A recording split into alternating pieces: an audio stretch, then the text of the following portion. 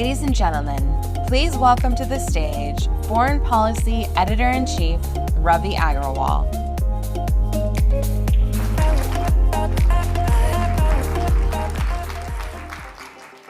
Thank you, everyone. Welcome. Thanks for coming in nice and early.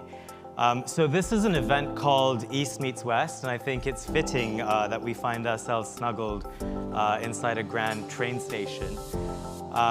I'm Ravi Agrawal. I'm the Editor-in-Chief of Foreign Policy, and it's my pleasure to welcome all of you here on behalf of FP and also our partners for this event today, the Quincy Institute for Responsible Statecraft. In the next 2.5 hours, we're going to try and wow you with a smart and scintillating discussion about the most important relationship in the world between the two biggest economies in the world.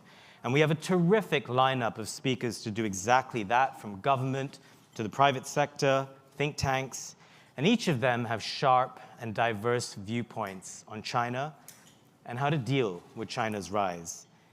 Now, beyond the obvious, discussing the US-China relationship, why are we here? And I remarked earlier about gathering at a train station, but the reality is that we're gathered here in DC, the seat of power in this country. We're not far from Capitol Hill. And it's become a truism these days that Republicans and Democrats agree on one thing and one thing alone, and that is being tough on China. Getting tougher on China. If you want to pass a bill in Congress, whether it's about inflation or technology or anything else, just make it about China, competing with China, it will get passed. Suddenly you have bipartisan consensus. Now, to be clear, there are reasons to be tough on China, and agreement in Congress is good. We need some of that. But agreement without questions being asked is not good. That is sometimes dangerous. Sometimes the tough questions need to be asked. For example, okay, you should be tough on China, but to what end? Where does that lead? What is the ideal end state of our trajectory in the US-China relationship? Is excluding China from the global commons actually smart? Where does that lead? What does that mean for America? What does it mean for the world? What does it mean for the economy? Now, I'm not here to preach a certain point of view as a journalist. I mostly just believe in asking the right questions. You know, back when everyone was talking about decoupling in this town, the question we were asking is, what does that mean? I mean, is it even possible? Now that everyone's talking about de-risking, I think the same set of questions need to be asked. What does it mean? What happens when rhetoric gets in the way of smart and nuanced discussions? What happens if tensions escalate and spill over? Are we looking at the full spectrum of consequences? So hopefully today we're going to address all of those questions and push all of our panelists and speakers and guests to think about answers that we might not always be considering in regular debate in DC. That is why we're here. Now, it's also just worth mentioning at the outset that we're at a very important moment in the US-China relationship. Next week at the APEC summit in San Francisco, Chinese President Xi Jinping is going to meet US President Joe Biden. This is likely the single most important meeting between two people that we're going to see all year. The two sides have been talking a little bit more of late, which can only be a good thing. Now, on that note, I do have an unfortunate bit of news. We were expecting to be joined today by Kurt Campbell, the top Asia policy official in the administration. He's essentially the architect of the White House's China policy. We learned yesterday he had to pull out. The White House told us that they're trying to avoid public pronouncements on China in the lead up to next week's meetings. Now, this could be because this is a very high-stakes meeting, and it's sensitive, and they're worried about saying something that might derail things, and we want to respect that. It is a disappointment for us, but it's a reminder of what's at stake here. This is a very high-stakes relationship and a high-stakes moment. We're going to talk about that. Before we start, just a few quick housekeeping notes. We'd like to include you in the audience as well. At the end of each session, we'll bring you in. So if you have a question, raise your hand. There's a roving microphone here, and we'll bring you in. And also for people who are watching us around the world, this is being live streamed. We will hear you as well. You can write your questions on the live stream site, and we'll bring you in, or we'll try to channel some of your questions in ours as we continue to this discussion here. So let's get started. It is my pleasure now to bring on our first guest. Andy Bacevich co-founded the Quincy Institute in 2019. He's the chairman of its board of directors and our partner in this event today. He's a graduate of West Point and Princeton. He served in the Army before becoming an academic. He's written or edited about a dozen books. And really, there's a lot to learn from Andy Bacevich. So, ladies and gentlemen, let's have a round of applause for him to welcome him on.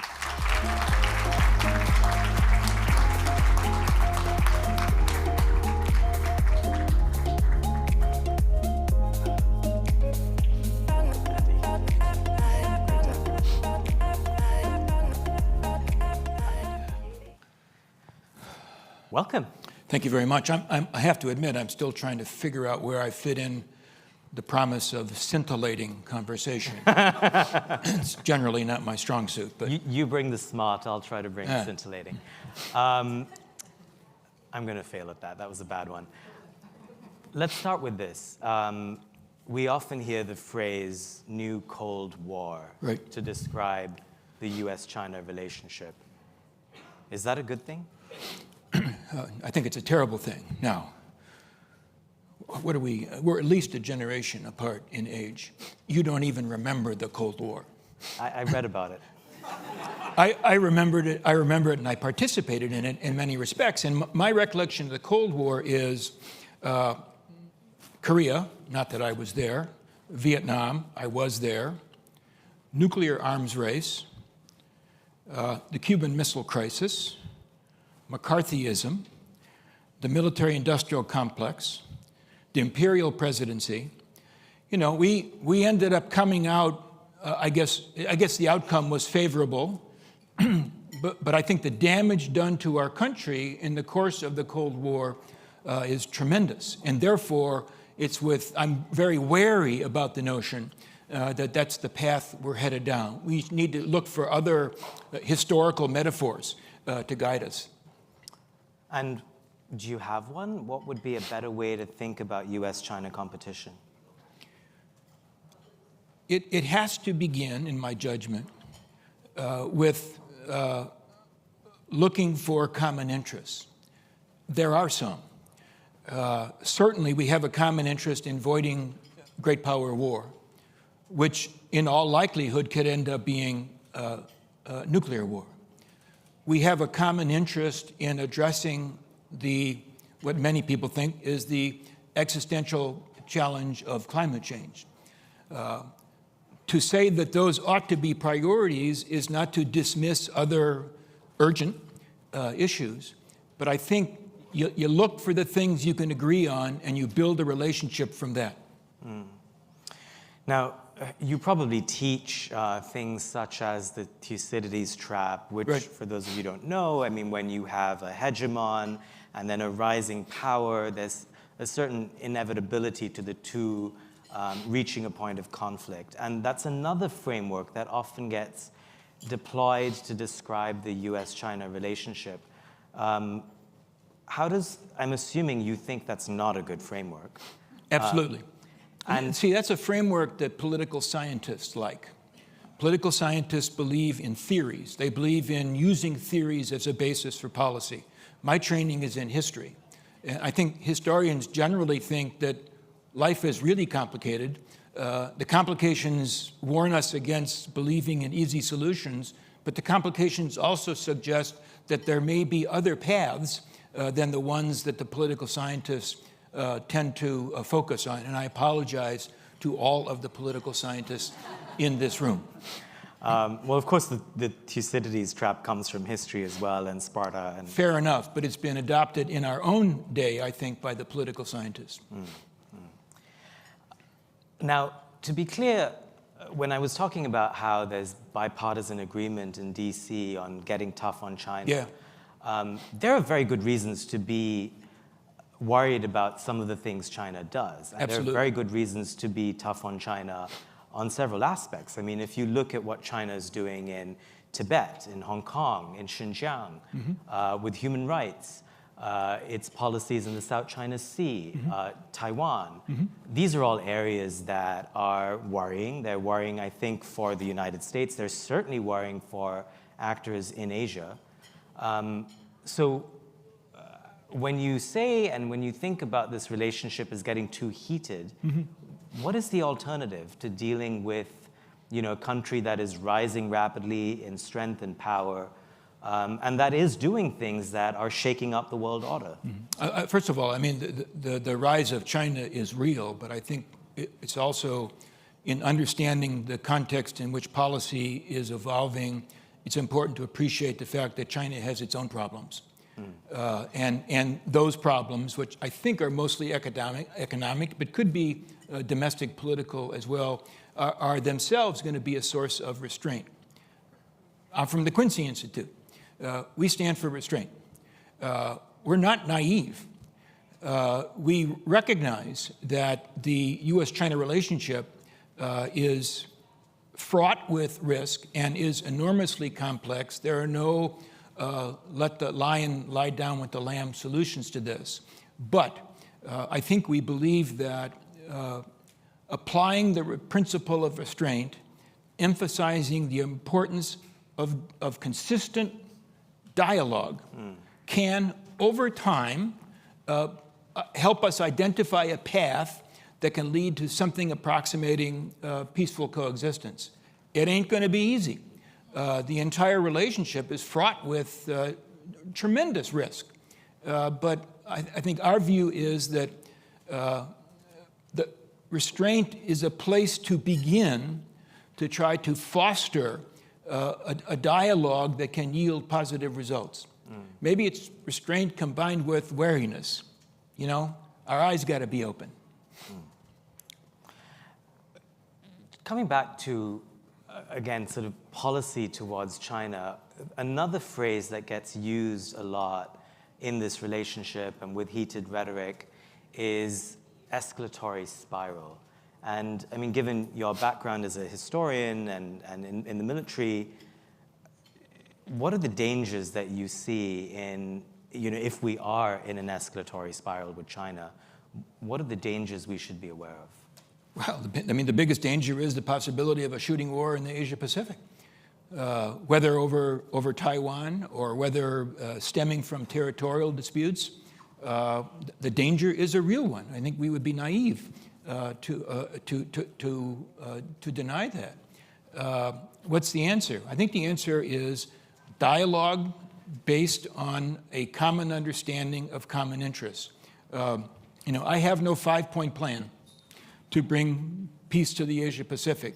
But I think the kind of rhetoric that we heard from Republican candidates at the debate last night, which assumes that there is no coexistence, that assumes that the relationship has to be contradictory, the assumption takes us down a path that is a very, very dangerous one.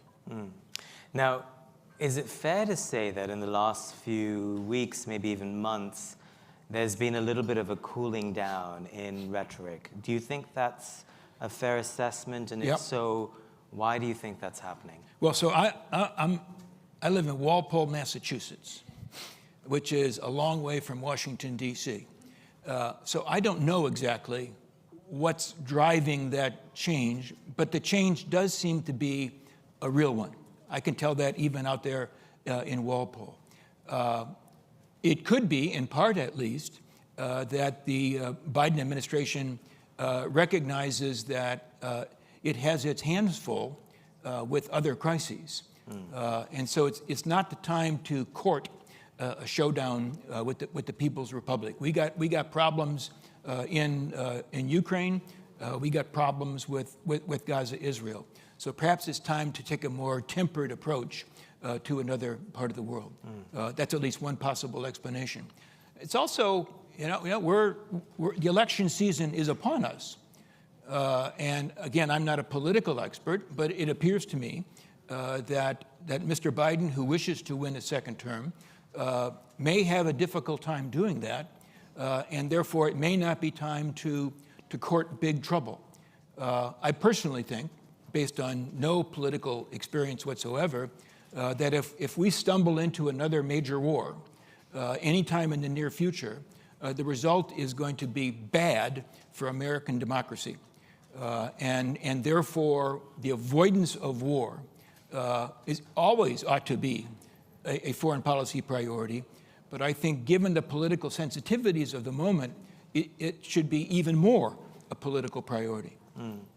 Now, California's Gavin Newsom just went to China, and it seemed like he was channeling some.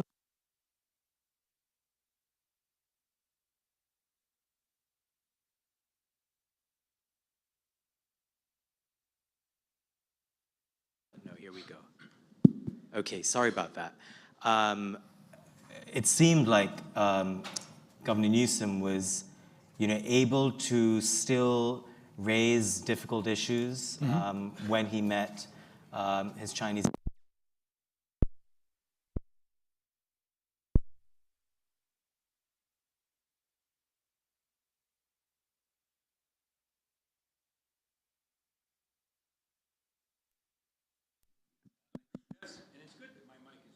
Because I confessed that No, yours is on. Oh, I Mine's didn't on. pay any attention to his Yeah. trip.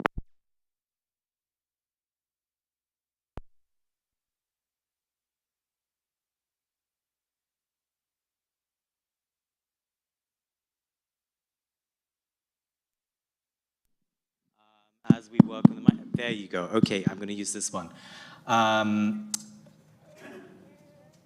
In his visit, he was able to, I think, approach, he traveled far and wide, but was able to sort of approach discussions with the Chinese less from a sort of a necessarily antagonistic position, but a little bit more sort of nuance and humility as well. And I guess maybe to linger on the word humility, is it your sense that with America's sort of relative decline in the last 20 years or so since the Iraq War, that because of that relative decline, I'm not saying decline in absolute terms, relative decline given China's rise, given the rise of other countries in the global south, do you think that changes how America should approach the way it sort of grapples with China's rise? Oh, unquestionably.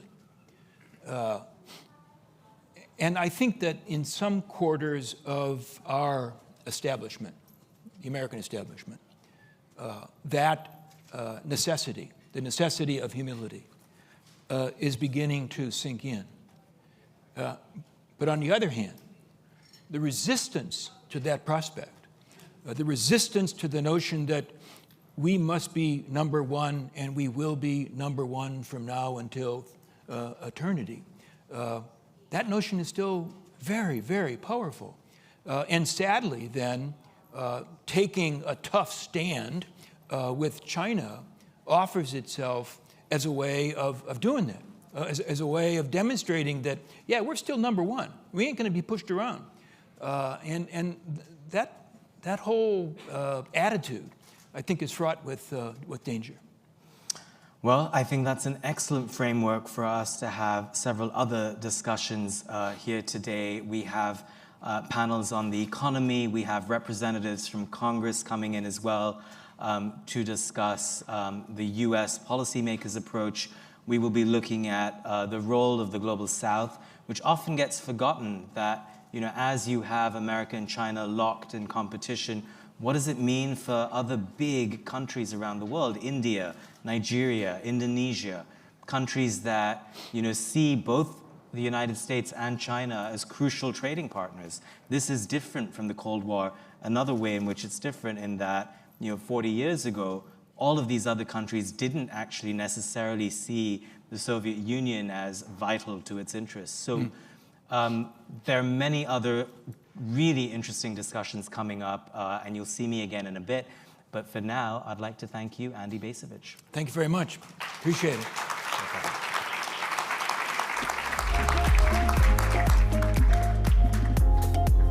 Next, please welcome to the stage J.P. Morgan Chair of Global Research Joyce Chang and Commissioner on the U.S.-China Economic and Security Review Commission Kimberly Glass. for a conversation with journalist Bob Davis on the economic consequences of a deteriorating relationship.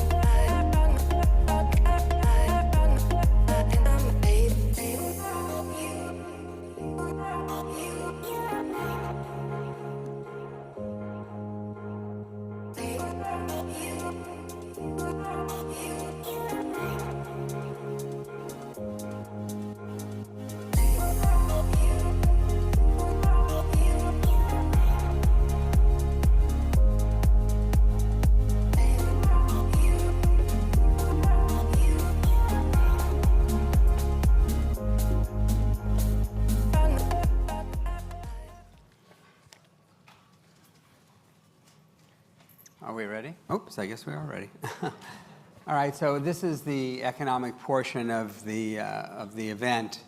And I thought the way to kind of think about that is, just for years and years and years, we've been thinking about a China that grows at historic rates. How to deal with a growing China, how to deal with a more prosperous China. I looked at the national security strategies of the United States since Reagan, and each one of them, aside from the Trump administration, said a prosperous China is in America's interest. Now, you can debate whether that's true or not, but the question now is, what about a stagnating China? So is a stagnating China in America's interest? And if it is, should the U.S. be trying to push that stagnation, trying to hobble it in some fashion or other? So I thought we'd start. Joyce, you've been studying the economy there for quite some time. Maybe you can give a roundup of where you think we're at.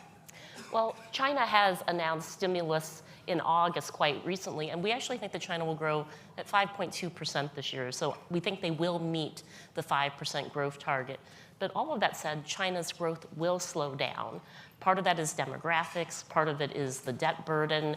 But we do think that by the 2030s, you will be looking at more like a 3% growth rate in China. But even at a 3% growth rate, even with China slowing down, I think there is a reality for the U.S. that that is still the largest middle class.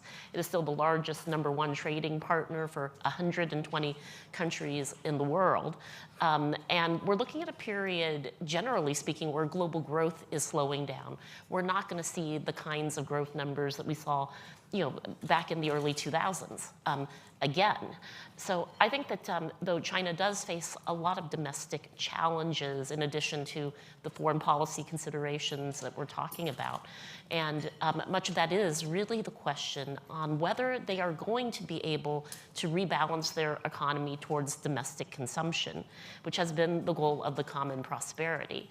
So even the stimulus that has been put into place, it's really not hitting the household level. Mm-hmm. And this is kind of where confidence starts, at the household level in China, in the private sector, as well as in the foreign policy arena.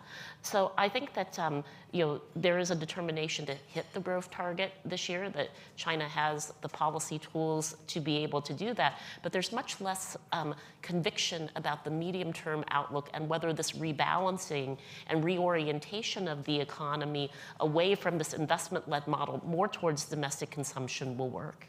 But I mean, the U.S., the World Bank, the IMF have been pounding on China for decades to shift more to a consumption-based growth, right? I mean, it's been the mantra, at least since the Clinton years. Why do you think, and I think if you talk to China's economists, they would agree with that, right? I mean, the Chinese economists that deal with the West anyway. So why do you think it hasn't happened? Well, I think there's a number of reasons, but over the last few years, the regulatory environment had a lot to do with that. You've seen that private sector investment, including the domestic private sector investment, has come down. It's been led by state-owned companies. But you also have precautionary savings in China, in part because there's uncertainty on the employment outlook. The youth unemployment rate is over 20% in China right now, and you don't have a strong social safety net, on the healthcare system. And in addition to that, you also have the property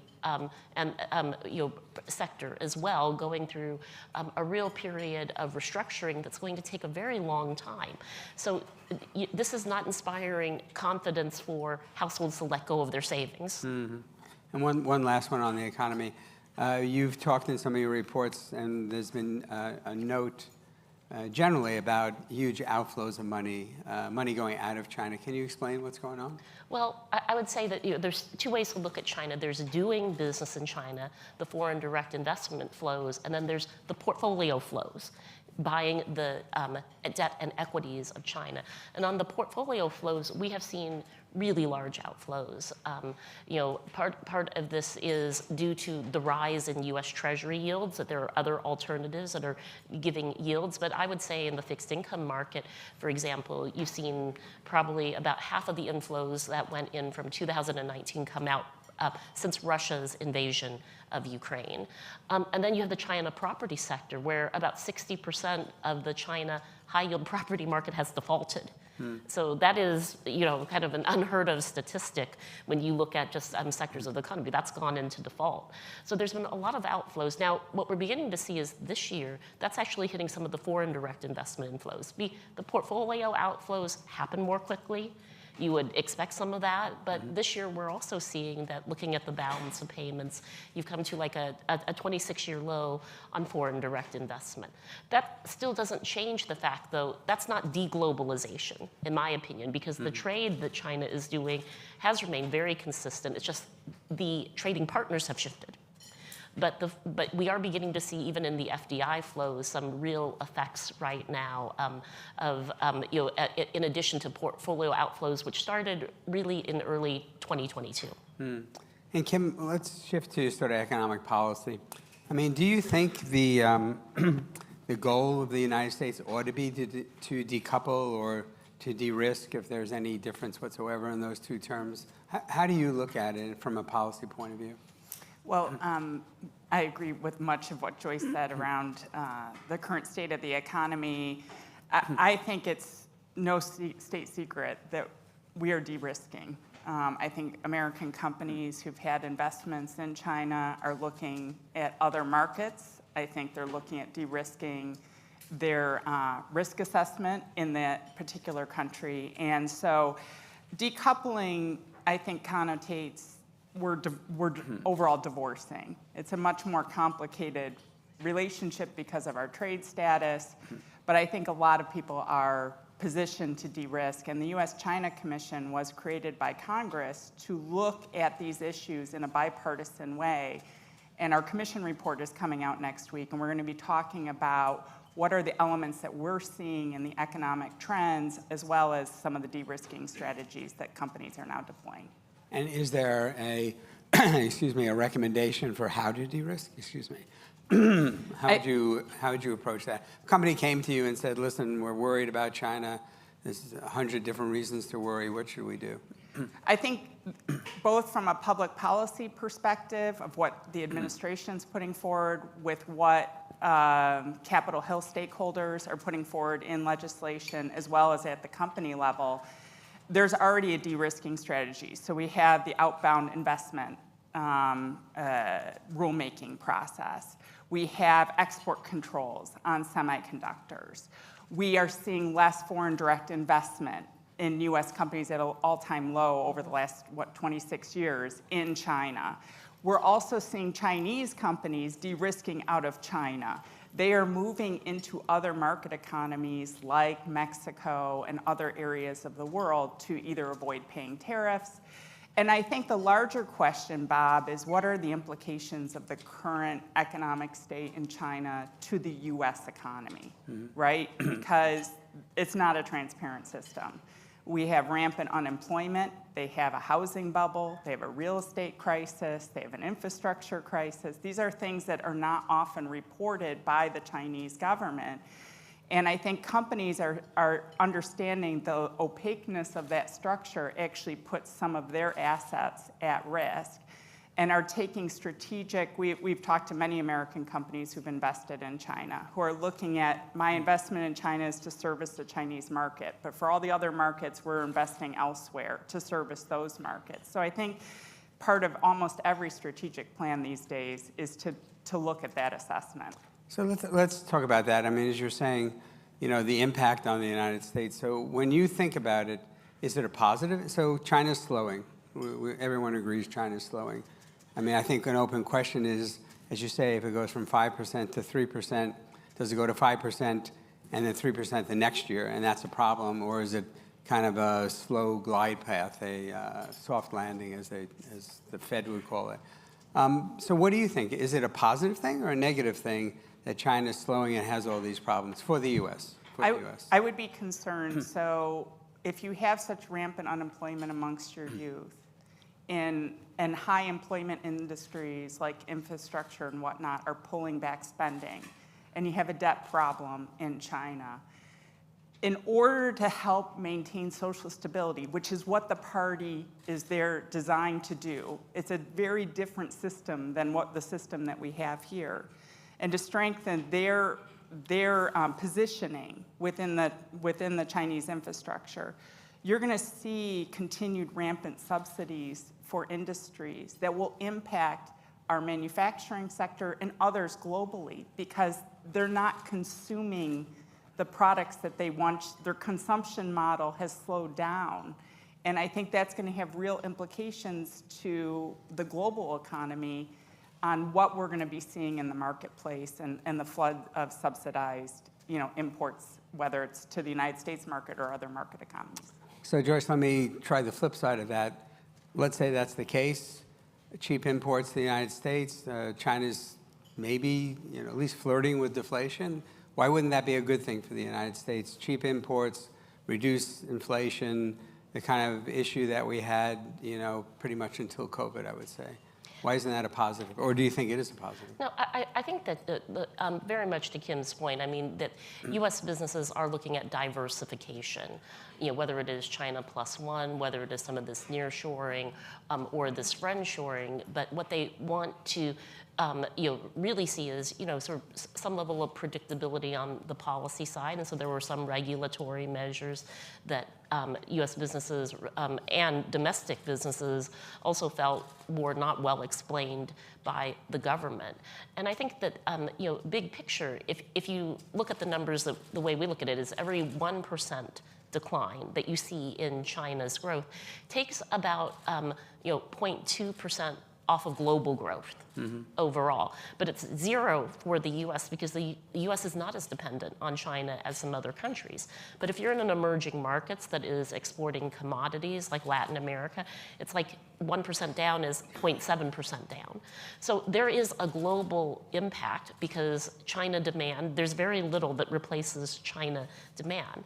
But for the U.S., which is a consumer economy, I mean, the cheap goods, has been very helpful. I think when you look at some of these big picture effects of policy, you do have to ask the question, if you're no longer choosing who you do business with based on the lowest cost of production, are you ultimately going to have somewhat higher inflation, more volatility in the marketplace? And so this rise in more industrial policies is bringing up those questions that we're looking at lower growth overall, including for the U.S. Going forward, not just for China, but for where we are as far as just the cost of this geoeconomic fragmentation. So Kim, do you agree with that? Do you agree that this move toward de-risking and so on and moving away from China might slow global growth, but might be, I would imagine, maybe your argument might be it's worth it, essentially? Things have a cost, right? Yeah, things have a cost. First off, just to make a point on what Joyce said, I think that having dumped products into the U.S. marketplace, putting people out of jobs and good wages is not an overall benefit to the U.S. economy and our ability to purchase the kinds of products we need to make. Sadly, with the Uyghur Forced Labor Prevention Act being strong bipartisan support out of Congress, we're seeing cotton production in places like Xinjiang increase and making its way into our closets and things like that. So there's more enforcement activities that are necessary to stop what is called the illegal trade happening right now. But overall, I think everyone is looking at a de-risking model, whether it's nearshoring to places like Mexico or Central America or diversifying their portfolio, and that's a good thing. There's something happening in the global economy right now that's a real structural change.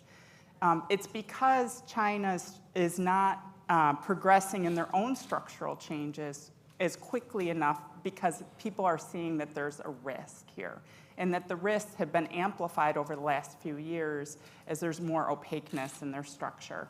So I think COVID was a seminal event in the global economy as supply chains started to break down.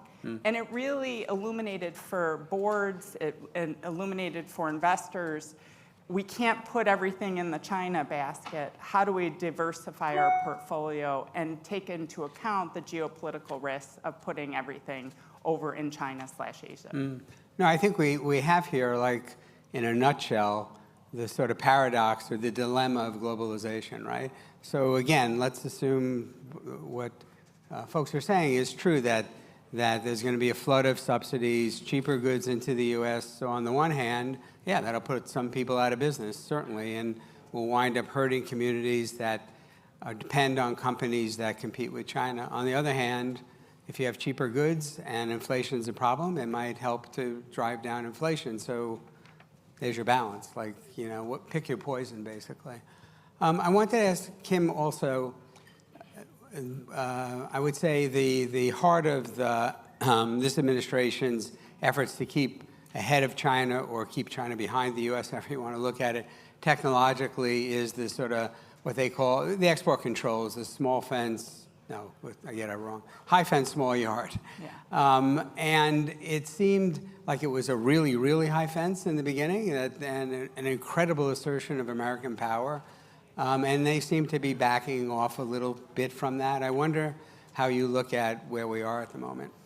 Yeah, I agree. I think that, first off, there's been a lot of debate in Washington about outbound investment rules on the semiconductor export controls. Please note the Chinese are also deploying export controls on things like critical minerals. True. In order to help shield their own market share. So there's been a lot of attention about what the United States is doing, but we have to also look at the reverse of what the Chinese are doing that is a real risk to our economy. So we're seeing the Chinese deploying a lot of their resources into EV technologies to actually be, and I think they are right now, a global leader in EV production. They're looking at high value added industries, whether it's artificial intelligence and whatnot. And so how is the United States going to respond? And are we deploying the policy solutions at both an aggressive enough and rapid enough rate in order to help shore up our ability to have access to these technologies? How are we building out our international relationships for critical mineral ability for us to obtain critical minerals to help get to the clean energy future? These are all key questions right now that I think we're grappling with. I wonder how both of you look at a certain proposition. So let's talk about areas where the U.S. is clearly behind technologically. Electric vehicles, solar energy, wind power. You can name the ones that you like, but where the U.S. is behind, right? Do you think it would be an appropriate policy for the U.S. to encourage foreign investment from China in those areas where the U.S. is behind, and including if there are subsidies available for U.S.-based companies, meaning companies that produce in the U.S., should they be available for Chinese companies too? Kim, what do you think? There's economic security concerns. I mean, we're talking very much in theory right now around Not really. providing Chinese companies with subsidies of American taxpayer dollars in our facilities. My initial gut reaction to that is we should not be doing that. We should be investing in U.S. companies. There have been various joint ventures in the United States between U.S. companies and Chinese companies for the deployment of EVs and things like that. I would have a big cautionary flag with respect to how U.S. taxpayer dollars are utilized. I do think that the U.S. government has started to move forward with key investments for semiconductors, and there's a lot of conversation in Congress about the guardrails associated with how those funds should be used. U.S. taxpayers and communities pay their tax rate, so do U.S. companies, and shouldn't we be helping bolster more domestic production? Are there ways that we can be working with the Chinese to help develop potential technologies or understand how we can advance our own sector, because obviously climate change is a global issue? Yeah, but what does that look like, I think is, needs to be more thoughtfully considered. And Joyce, what would you think of encouraging Chinese FDI, and even if it meant providing subsidies, if we provide subsidies for other foreign companies that come and produce in the U.S., like a German company that would set up a Yeah, I don't even think it has to be about necessarily talking about subsidies. I think there's some realities. I mean, China has had a 30-year monopoly on rare earth and critical minerals, and even the way that a lot of the IRA is written, that you will get these tax credits if you do business in a circle of trust with the allies. You can't even really do that now because we don't have the production capacity. So there has to be some realism that comes into this. But rather than even thinking about subsidies, there's some basic things that one can talk about. That that we're not getting as many of the advanced degree students who are really sort of able to lead in innovation in the advanced sciences into the U.S. from China now. Right, and so rather than saying, do we subsidize this, it's that you need to understand we're still in a global economy where there needs to be a way in which we do work with each other. And it doesn't mean that you necessarily say, we're going to subsidize you in the U.S. to do this, because that's a very specific question. But still, that you need to be able to trade certain things. So I think there has been this whole debate.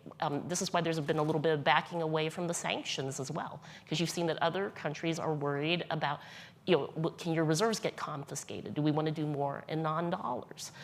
So I wouldn't just say subsidizing to do business in the U.S. There are so many other global linkages, whether it is educational, whether it is trade. And there is a big difference. You can say small yard, high fences, but I think the Chinese are right to say, what does that mean exactly? Because if the size of the yard keeps on changing, we're not sure. And what is really about national security, where both sides will have their industrial policy. So I feel like it often gets turned into a discussion where we basically say, is this about keeping China in or out, rather than actually looking at what do you need in a global economy, since you're the first and second largest economies, to just have some rules of the road, but also to make sure that you do have the tenets of free trade still in place. I think we have some time for a question. I'm not quite sure how the questions work here. There we are. Thanks. We actually have a question from George in the UK. He would like to know how reliable you think the Chinese government's data actually is.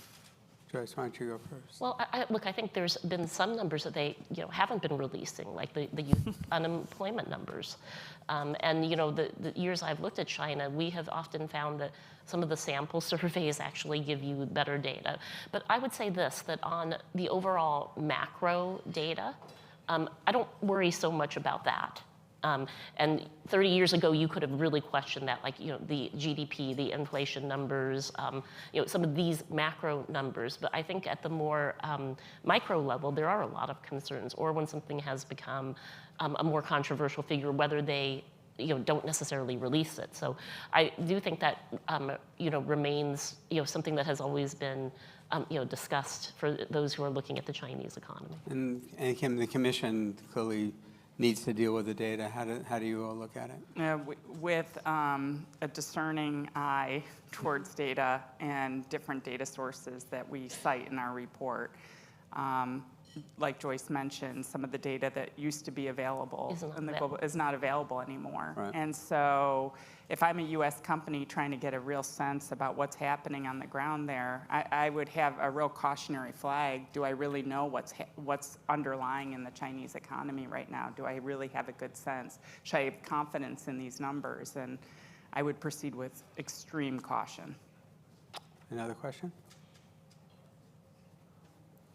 So Chris, just down the road at SAIS, would like to know, considering the extent of other countries' subsidy packages, both in and outside of China, combined with the vast specialized heavy nature of this industry and all of its segments, is it wise for the U.S. to attempt to onshore the entire semiconductor supply chain, or should we be working together with allies?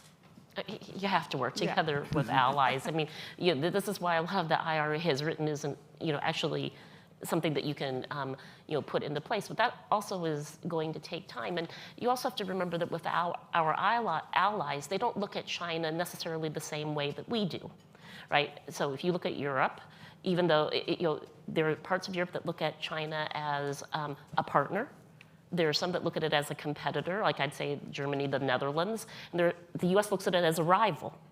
So our allies don't have a uniform view on China, and certainly in emerging markets, you have a greater dependency on China, commodities, all kinds of other linkages than you do on the United States. You don't want to pick and choose. So I think it is very important that one does have a multilateral dialogue and the capability to keep that dialogue, very much as the Quincy Institute has kind of convened this type of conversation to keep that into place. Kim, last word. You have 10 seconds. No, I think, Joyce, you did a great job. All right, then we're done. Thanks very much.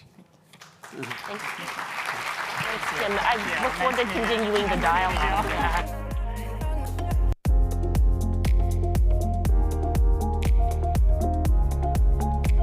Next, please welcome to the stage U.S. International Development Finance Corporation Deputy CEO Nisha Biswal and Quincy Institute Global South Program Director Surang Shadur for a conversation with FP's Ravi Agarwal on soft power in the Global South.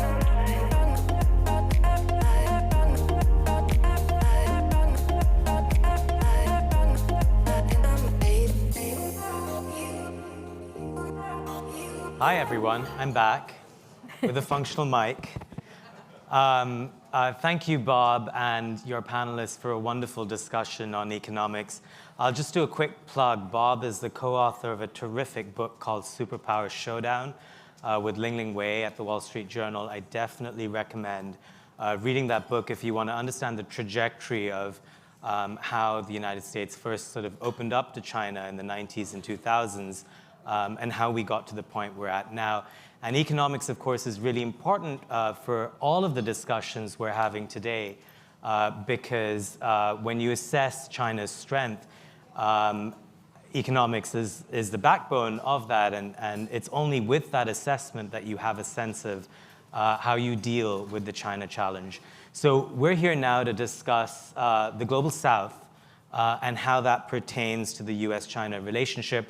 I have two wonderful guests, Nisha Biswal, who's the Deputy CEO of USIDFC, recently nominated and confirmed, and Surang Shadur from the Quincy Institute. We just discovered we also briefly went to the same high school. So it's a reunion of sorts. Surang, let me start with you. You've made the case in the past that when it comes to the Global South, America's sort of policies are often seen as being too focused on China. Explain that. Yeah. I think maybe first we should take a step back and think of where we are compared to where we were 30 years ago, right? So 30 years ago, America had won the Cold War. We were in the world as sort of this sole superpower. Nations were looking up to the United States as a model. Times have changed now.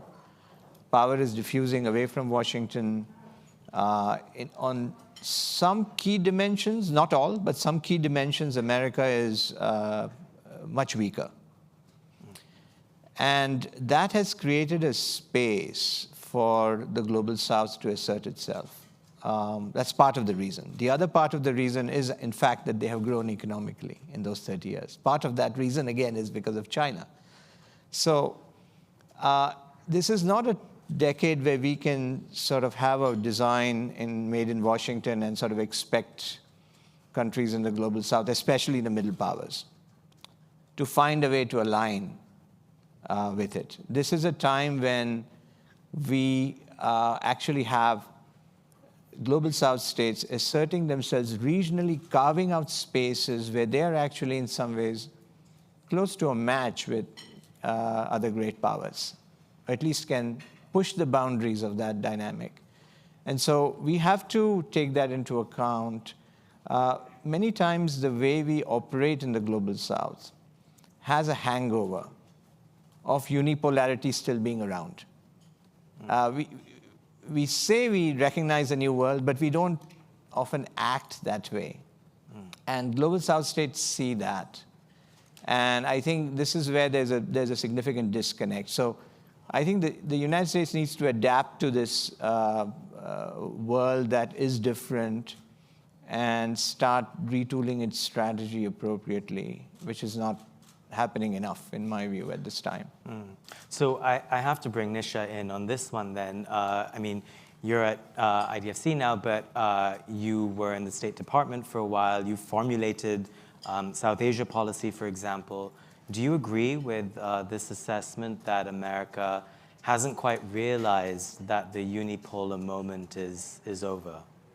I don't know that I would ever characterize U.S. foreign policy as being advancing a unipolar construct. I think that we have for some time operated in a multipolar world and have operated through building consensus and collaboration with partners and allies across the world. And I think we continue to do that. So I don't think it's necessarily a construct that I've come across in my dealings, either when I was previously at State, nor in my current capacity at DFC. We work very, very closely with not only our G7 partners, very closely with G20 partners, in the ways in which we try to advance both bilateral and regional solutions that meet the needs of the countries that we're working with. And when you look at the work that DFC does around the world, how do you see China as a competing force, and how do you differentiate what America's role is in those parts of the world?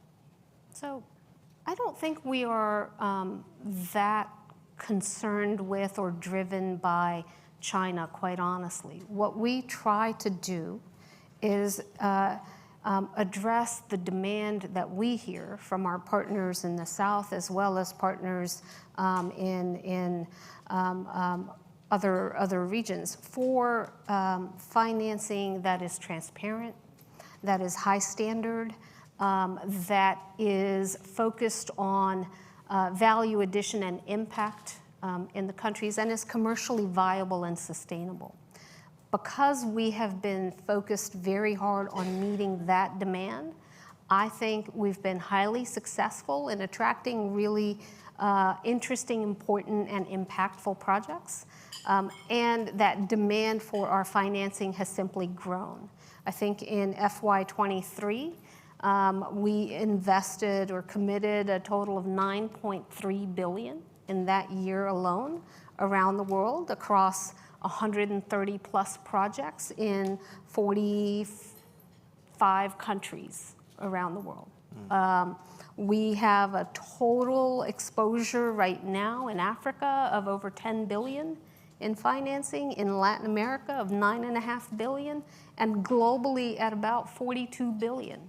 So this, to me, speaks to the moment, which is that providing that high standard that brings in best practices, and that is private sector focused and commercially viable, so that it doesn't create unsustainable debt burdens, sovereign debt around the world, so that it doesn't create white elephant projects that are not linked to economic growth and economic benefit in these countries, is something that countries are really responding to, and we're racing to meet the demand that is coming at us. I think you very elegantly, without mentioning China, sort of referred to China there. Sarang, I'm guessing you disagree with some of this. Yeah. You must think, I'm guessing, that America's approach is too China-focused, but expand on that and respond. Yeah, sure.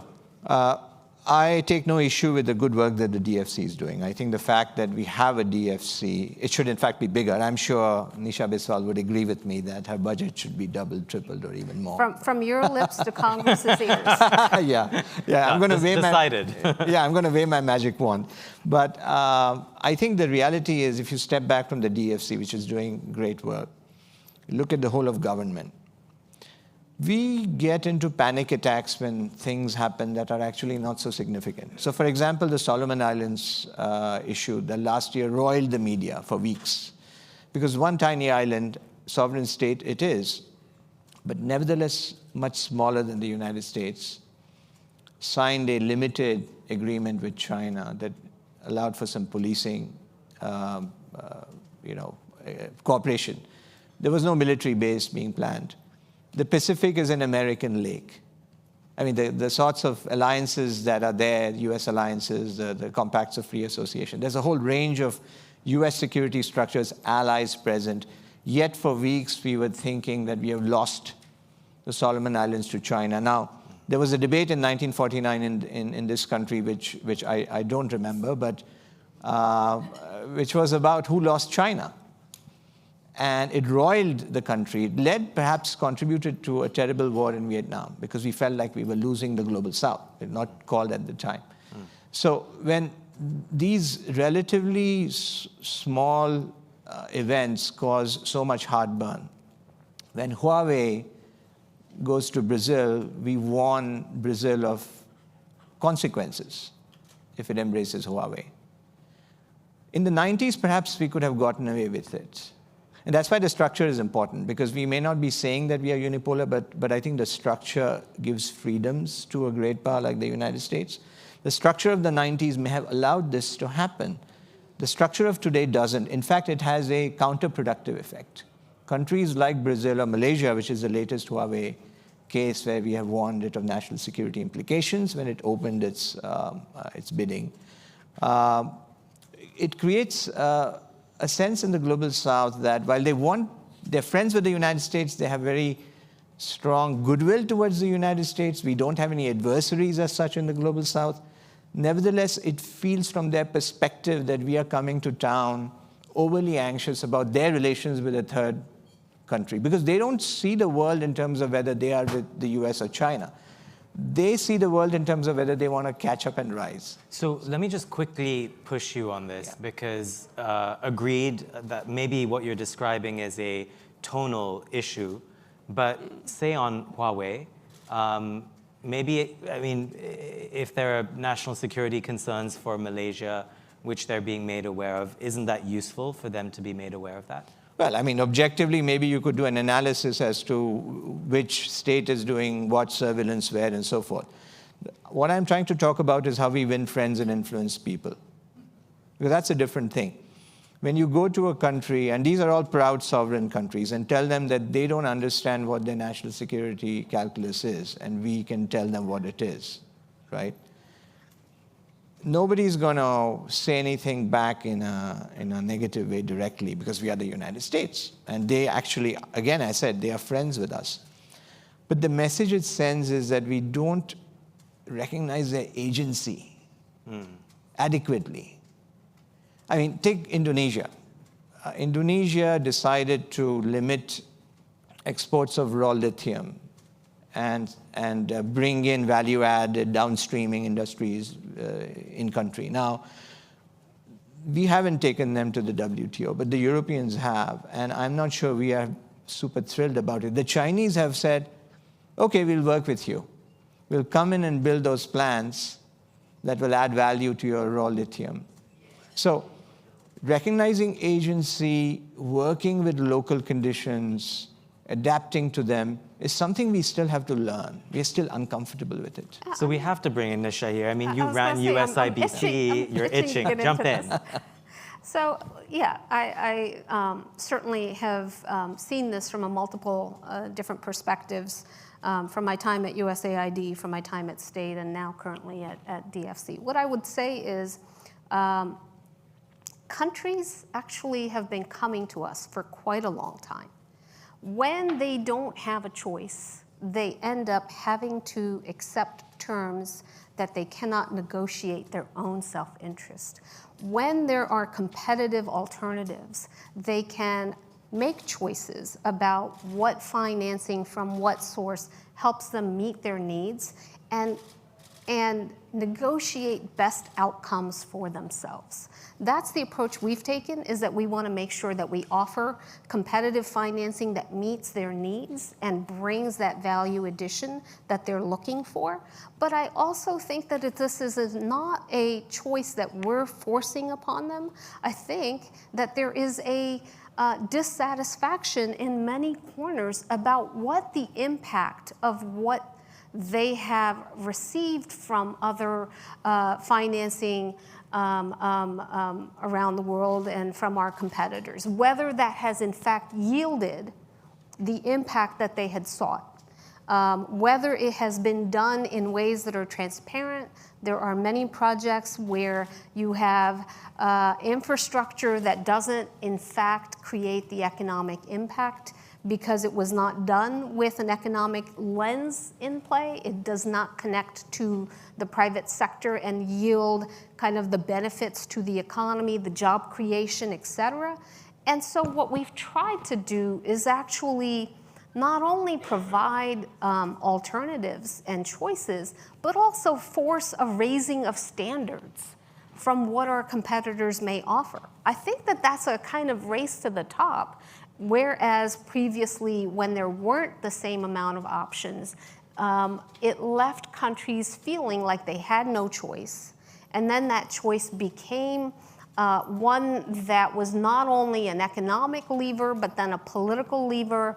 And what we're trying to do now is make sure that countries are able to act in their own interest and ensure that wherever they turn, that they know what they can perhaps command in terms of value addition and impact and interest on their side. Sarang, you want to jump in? A quick one. There are problems with some Chinese infrastructure. In Africa, some of the rail lines are not working so well after they have been built. A lot of it is due to in-country maintenance as well. Oh, but there's also debt-trap diplomacy. There's the port in Habantoda. Non-transparency, non-inclusion of local communities. Right. But the problem is, there's a lot of infrastructure that's working. The Bandung-Jakarta high-speed rail was just inaugurated. There are other rails being built across Southeast Asia. The problem is we don't have a lot of infrastructure projects that we have delivered in the first place. I mean, we all remember, I think, the Asia-Africa Growth Corridor. We remember the Blue Dot Network. Or maybe we don't. And the reason we may not remember it is because it didn't happen. Now we have IMEC, India, Middle East, Europe Corridor. We have Lobito. We have others. We have the Quad. How many projects can people touch and see in their horizons in the global south that fill their horizons and they say, oh, this was made by the Quad, or this was made by the Blue Dot Network? Not many.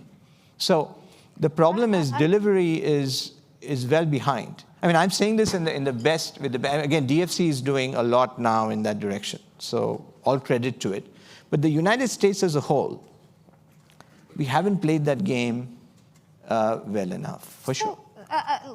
I'm sorry. Please, no, this is great. I think you raise an interesting point. You know, post-World War II with the Marshall Plan, we did a massive effort on infrastructure to rebuild war-torn societies in Europe and in Asia. We had not, post-Cold War, really had a massive infrastructure focus.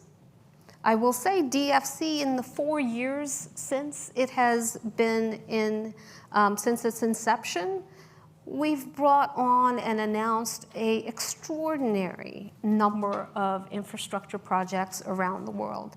Whether you're talking about ports in Ecuador, in Sri Lanka, where Scott Nathan, our CEO, was just yesterday announcing a major container port in Sri Lanka, in Greece, a graphite mining project in Mozambique that we just announced this year, whether it's 2 solar manufacturing facilities in India, toll roads in Colombia that I had the opportunity on my trip 2 weeks ago to be able to see. we are putting infrastructure finance out there at a rapid clip. Do I have projects that I can go to and point to? Not as many, because infrastructure has a bit of a tail in terms of how long it takes to complete. But yeah, we are doing that, and we're doing that in ways that, again, are very based in the community, the country, the economy, and making sure that it's commercially viable. And I think you're going to see more and more of that. But there was a gap for a number of years where we weren't in the infrastructure game. So, Nisha, if I can push you a little bit here, I think we're all in agreement here that we wish you had a lot more funding and a lot more power in your role. But stepping outside of infrastructure for a minute, I think one persistent critique that emerges from countries in the Global South is that as US-China competition intensifies, the world order seems to be defined by this competition, and that countries that are in the Global South that actually have huge trade relationships with both America and China, they often feel like the more this intensifies, the more they have to pick a side. So I understand that perception. Our approach has never been to force choices, but to say, establish standards, establish rules of the game, and make sure that everyone is playing by those rules, right? So the extent to which, if there is a, I forget what the number is, $1.3 trillion gap, in infrastructure finance, et cetera. Obviously, all sources of financing are needed. We were at the UN General Assembly a few weeks ago, and the conversation there was the need to be able to leverage public financing to help countries meet the Sustainable Development Goals, because public sector financing by itself is not going to do it, right? So the need for financing around the world is massive. Public financing and private financing. Our focus has been on trying to leverage and harness and de-risk the private capital that can help meet those needs, to make sure that there is transparency in the ways in which that is done, that we are trying to align with and create best practices and standards that everyone will meet, right? So I don't know that it has to be a competition or a us or them kind of a framing of it. I think it has to be more about making sure that we are driving up the standards rather than pushing down, right? And that's what we've been trying to do. Right, and it is hard to argue with that. I'll just point out that, again, oftentimes in DC, when you hear phrases like decoupling, when you frame the world as democracies versus autocracies, I think that, again, the sentiment in the Global South is, where do we fit into this? But Sarang, what would you change in all of this? Yeah, so just to pick up on 2 points, and I'll segue into what you're asking me. There's a vacuum, and we are trying to fill it with something else here, and I think there's a problem. The vacuum is that the US used to be the leading trading nation. We used to go to countries and say, let's trade, and let's make it easier to trade, and let's find win-wins. And we did it well, in many cases. Of course, there were excesses. Right. The IMF, World Bank's record in the 80s and 90s with SAPs and so forth is atrocious. But broadly, the spirit of American entrepreneurship and opportunity was infectious. What we have now is we are anxious. We walk away from trade agreements. We walk away from market access. Look at what happens when Global South countries come together in a room when the US is not present. When ASEAN came into the room with Asian countries, they initiated the RCEP. It's the world's biggest trade agreement with market access. African countries have come together and initiated African Continental Free Trade Area. Again, the US is not in the room. Ecuador has signed a FTA with China. Uruguay wanted to sign an FTA with China. There was regional politics that came in the way. So these are not fabulously wealthy countries. These are not Germany's or Japan's. These are middle income or poorer countries, even like Vietnam, saying, let's do this. We're going to protect our interests, We're going to do industrial policy, but let's also do trade integration. And I know that Nisha Biswal will probably agree with me here. But I think we have to amplify this message, all of us in this boat, that we can't keep being the only ones in the room, maybe with the Europeans, saying, let's build these walls and expect us to grow our influence in the process. Yeah, I don't disagree with what he said. I do think that we need to renew the conversation on trade in our own country and with our partners. It doesn't mean that we are not still the most important trading partner for most of the countries. We are the #1 trading partner for most of our partners around the world. The American market is a massive market, and the American economy drives a lot of that global trade. But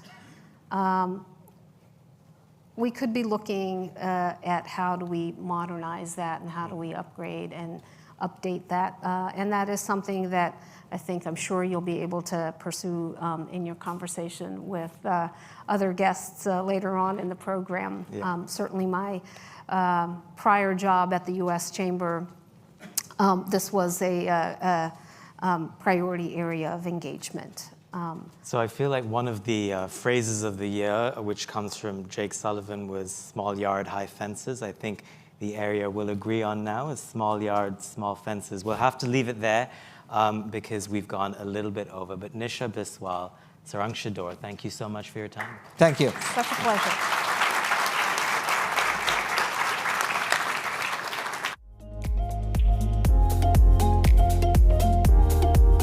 Now, please welcome to the stage Senator Chris Van Hollen and Congressman Adam Smith for a view from Congress with FP's Executive Editor Amelia Lester.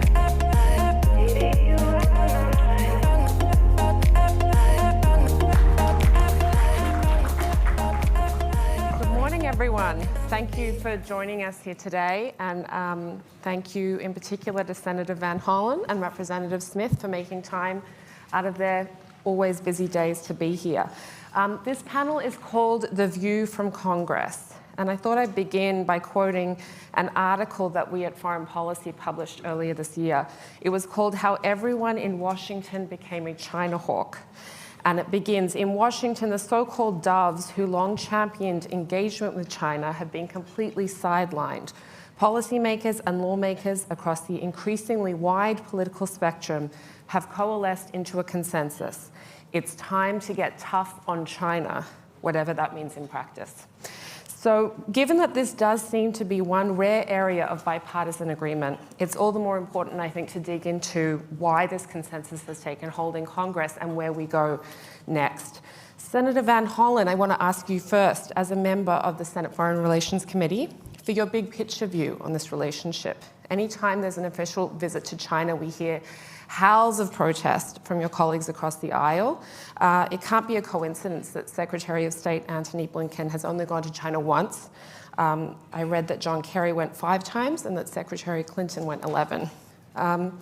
So when you have these loud voices in Congress criticizing any kind of engagement, how do you pull back from that and work to construct a more positive dialogue?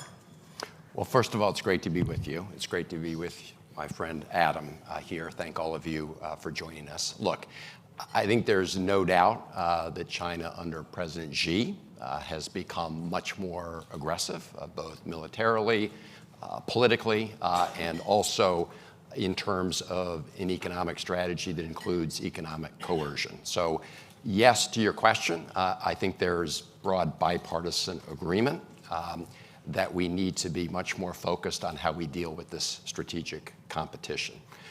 That said, those who say we shouldn't be talking to China, we shouldn't be traveling to China, are taking the wrong path. And the Biden administration, in my view, has taken the right combination of approaches. One, be tough in one sense, they are doing that, but also make sure that we keep talking. I mean, Secretary Yellen has been over, Secretary Raimondo has been over. The president will meet in mid-month in San Francisco at the APEC conference with President Xi. That's an opportunity to say, let's keep open the lines of communication. One of the things we've been trying to do to reduce the risk of unintended consequences is to reopen that military to military cooperation. So there are steps we need to be taking now, both to continue to work with our allies in the region on this, but also to keep open lines of communication. I will just say, before I turn it back over to you, that the most important thing in my view that we do now on a bipartisan basis in Congress is to support military assistance for Ukraine. Because if we don't support military assistance for Ukraine, it will send a very bad message, not just to our friends and partners in Ukraine, not just to the NATO alliance, but to our partners in East Asia, Japan, South Korea, others, and a very bad signal to Xi, who has one eye on Taiwan and another eye on how we are responding in Ukraine. Well, thanks for reminding us about the rest of the world here and the fact that there are a number of wars going on a number of fronts everywhere. And Representative Smith, I wonder if I could bring you in here on this point, because I think it's safe to say that that we're in a time of unprecedented global volatility right now. The U.S. has allies fighting wars, as Senator Van Hollen's reminded us, in multiple places. You supported the establishment of the Select Committee on Strategic Competition between the United States and the Chinese Communist Party. Not everyone's happy about this emphasis on China, given that there is so much else going on in the world. For instance, the Quincy Institute, who is co-hosting this event today, was part of an open letter in 2021 that warned about a growing Cold War mentality driving the U.S. response to China. Mike Gallagher, who is the chair of the Select Committee, said in January, "This is an existential struggle over what life will look like in the 21st century, and the most fundamental freedoms are at stake." Is China Congress's number one priority? Should it be Congress's number one priority when there's so much else going on? And do you agree that this is an existential struggle? There's a lot to unpack there, and let me be clear. Solve the world's problems in 3 minutes. I'll do my best. No, I don't agree that it is an existential threat. And I do agree that we are overemphasizing a lot of different threats. We've got a very complex picture. I think Chris did a great job of laying out how we should be looking at the world. We need to pay attention to China. I mean, it's really important to have the committee that we have to focus that. They are our major competitor in the world. They are playing everywhere in the world, not just in Asia. And figuring out how we address that relationship is important because, as your panel has pointed out this morning, from the mid-90s forward, we had an engagement policy, and there's a widespread feeling that we need to adjust that. So we need to figure out what that is. So absolutely, we have to pay attention to China. But what I'm really worried about, and if you watched the presidential debate last night on the Republican side, they seem to have a very simple foreign policy. Strength, strength, strength, strength. Basically, if we have an adversary in the world, what we need to do is punch them in the face repeatedly at every opportunity, and that's what's going to help us. And I am troubled by that way of looking at the world. It is important to have a deterrent capability. You know, I've been the chairman of the Armed Services Committee, on the Armed Services, I'm all in favor of that. But you also have to be able to engage with your adversaries. And when you start throwing around things like existential threat, and you have to be strong, and you have to stand up to them, this is not World War II, okay? We hear all these analogies about what we did with Germany and Japan. What we did with Germany and Japan is we said, let's go, basically.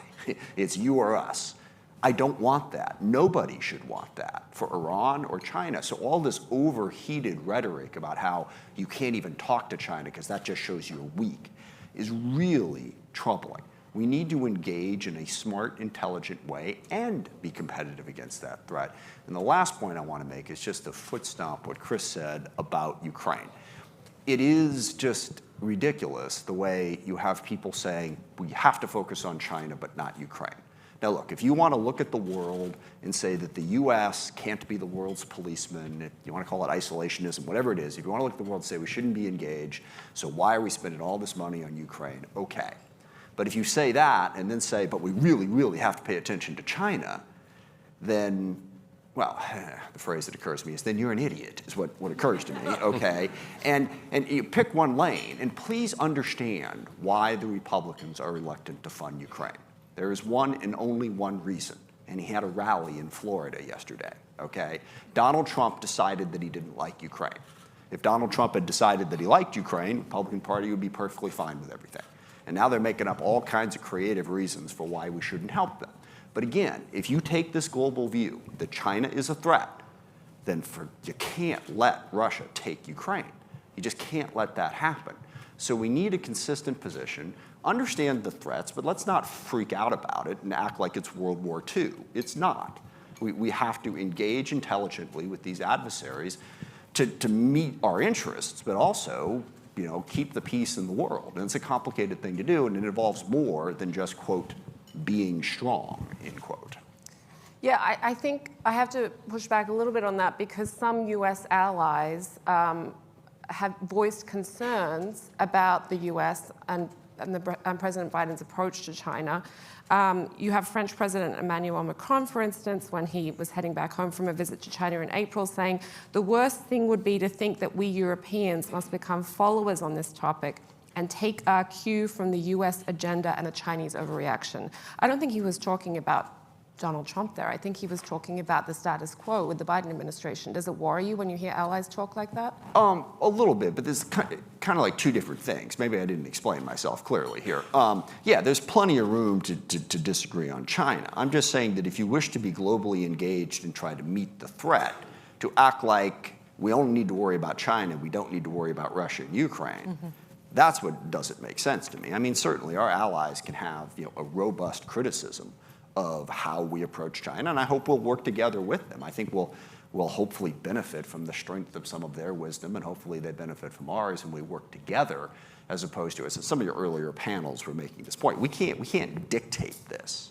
We've got a lot of allies and the partners in the world that are crucial to what we're trying to do. We have to work with them as well. Yeah, this summer you went on a CODEL, I understand, to Taiwan, Japan, and the Philippines. What did you hear from those allies? Do they feel they can trust the United States when, to your point, there's going to be another presidential election next year? Who knows what will happen then? How can the U.S. seek to reassure those allies in that very fraught region? Well, the biggest takeaway from my trip is those allies are really worried about China. They are worried about how aggressive China has become, the economic coercion, the ways they want to push. They are looking for friends, they're looking for partners to help them be able to hedge against Chinese bullying in the region. Okay, so that is the biggest takeaway. Look, we're all kind of hung up in this notion that can you really work with the U.S. because the U.S. doesn't always succeed. Well, welcome to the world. Whenever anybody asks the question to me, can you trust?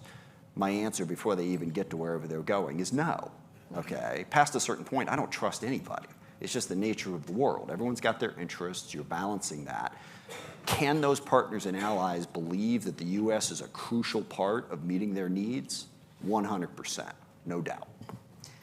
Senator, let's spend a bit more time on the question of allies. In late October, President Biden had to warn China not to attack the Philippines. This was after Beijing had initiated a series of dangerous maritime incidents that had escalated tensions in the South China Sea. And I think this really exposed the fundamental tension that we have in this administration's emphasis on developing allies, because I think it's safe to say that this administration has made that a priority, especially in the Indo-Pacific. And the tension is that you have these vulnerable allies like the Philippines who need reassurance.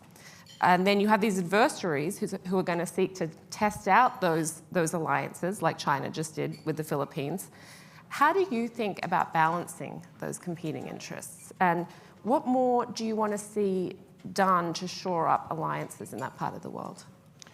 Well, I think our alliances are a critical part of our overall approach. That's true in Europe with NATO and our EU partners, and it's very true in the Indo-Pacific region, starting with very core partnerships that the United States has helped to bring together and strengthen. Japan, South Korea, the United States, the Camp David meetings, but also other efforts throughout that region, the Indo-Pacific region, to reassure allies or partners that the United States will help support their efforts both economically, and I know your previous panel had a long discussion about different instruments and tools we're trying to use to do that, but also to help support their maritime security, for example. One of the things the Philippines and others are experiencing, I was in Vietnam earlier this year, Indonesia, are, China's violations of their EEZ, both in terms of their fisheries as well as other encroachments. So the United States is working to try to say we will help support your efforts to protect your EEZs. We are for a free and open Indo-Pacific. And I think that lots of tools are at play to do that. Some of them are military cooperation. Other things are things like the IPEF framework that we're trying to lay out. There are other initiatives we're engaged in as well, including the global infrastructure partnership on infrastructure. So I think all of these are important tools. None of them are perfect. We need to improve them and sharpen them, in my view, especially the economic tools that we've got. But it is, as we've said, a balance. But I think as a lot of our partners in the countries in the Indo-Pacific are concerned about the more assertive actions of President Xi, we can play an important role in the ways I talked about.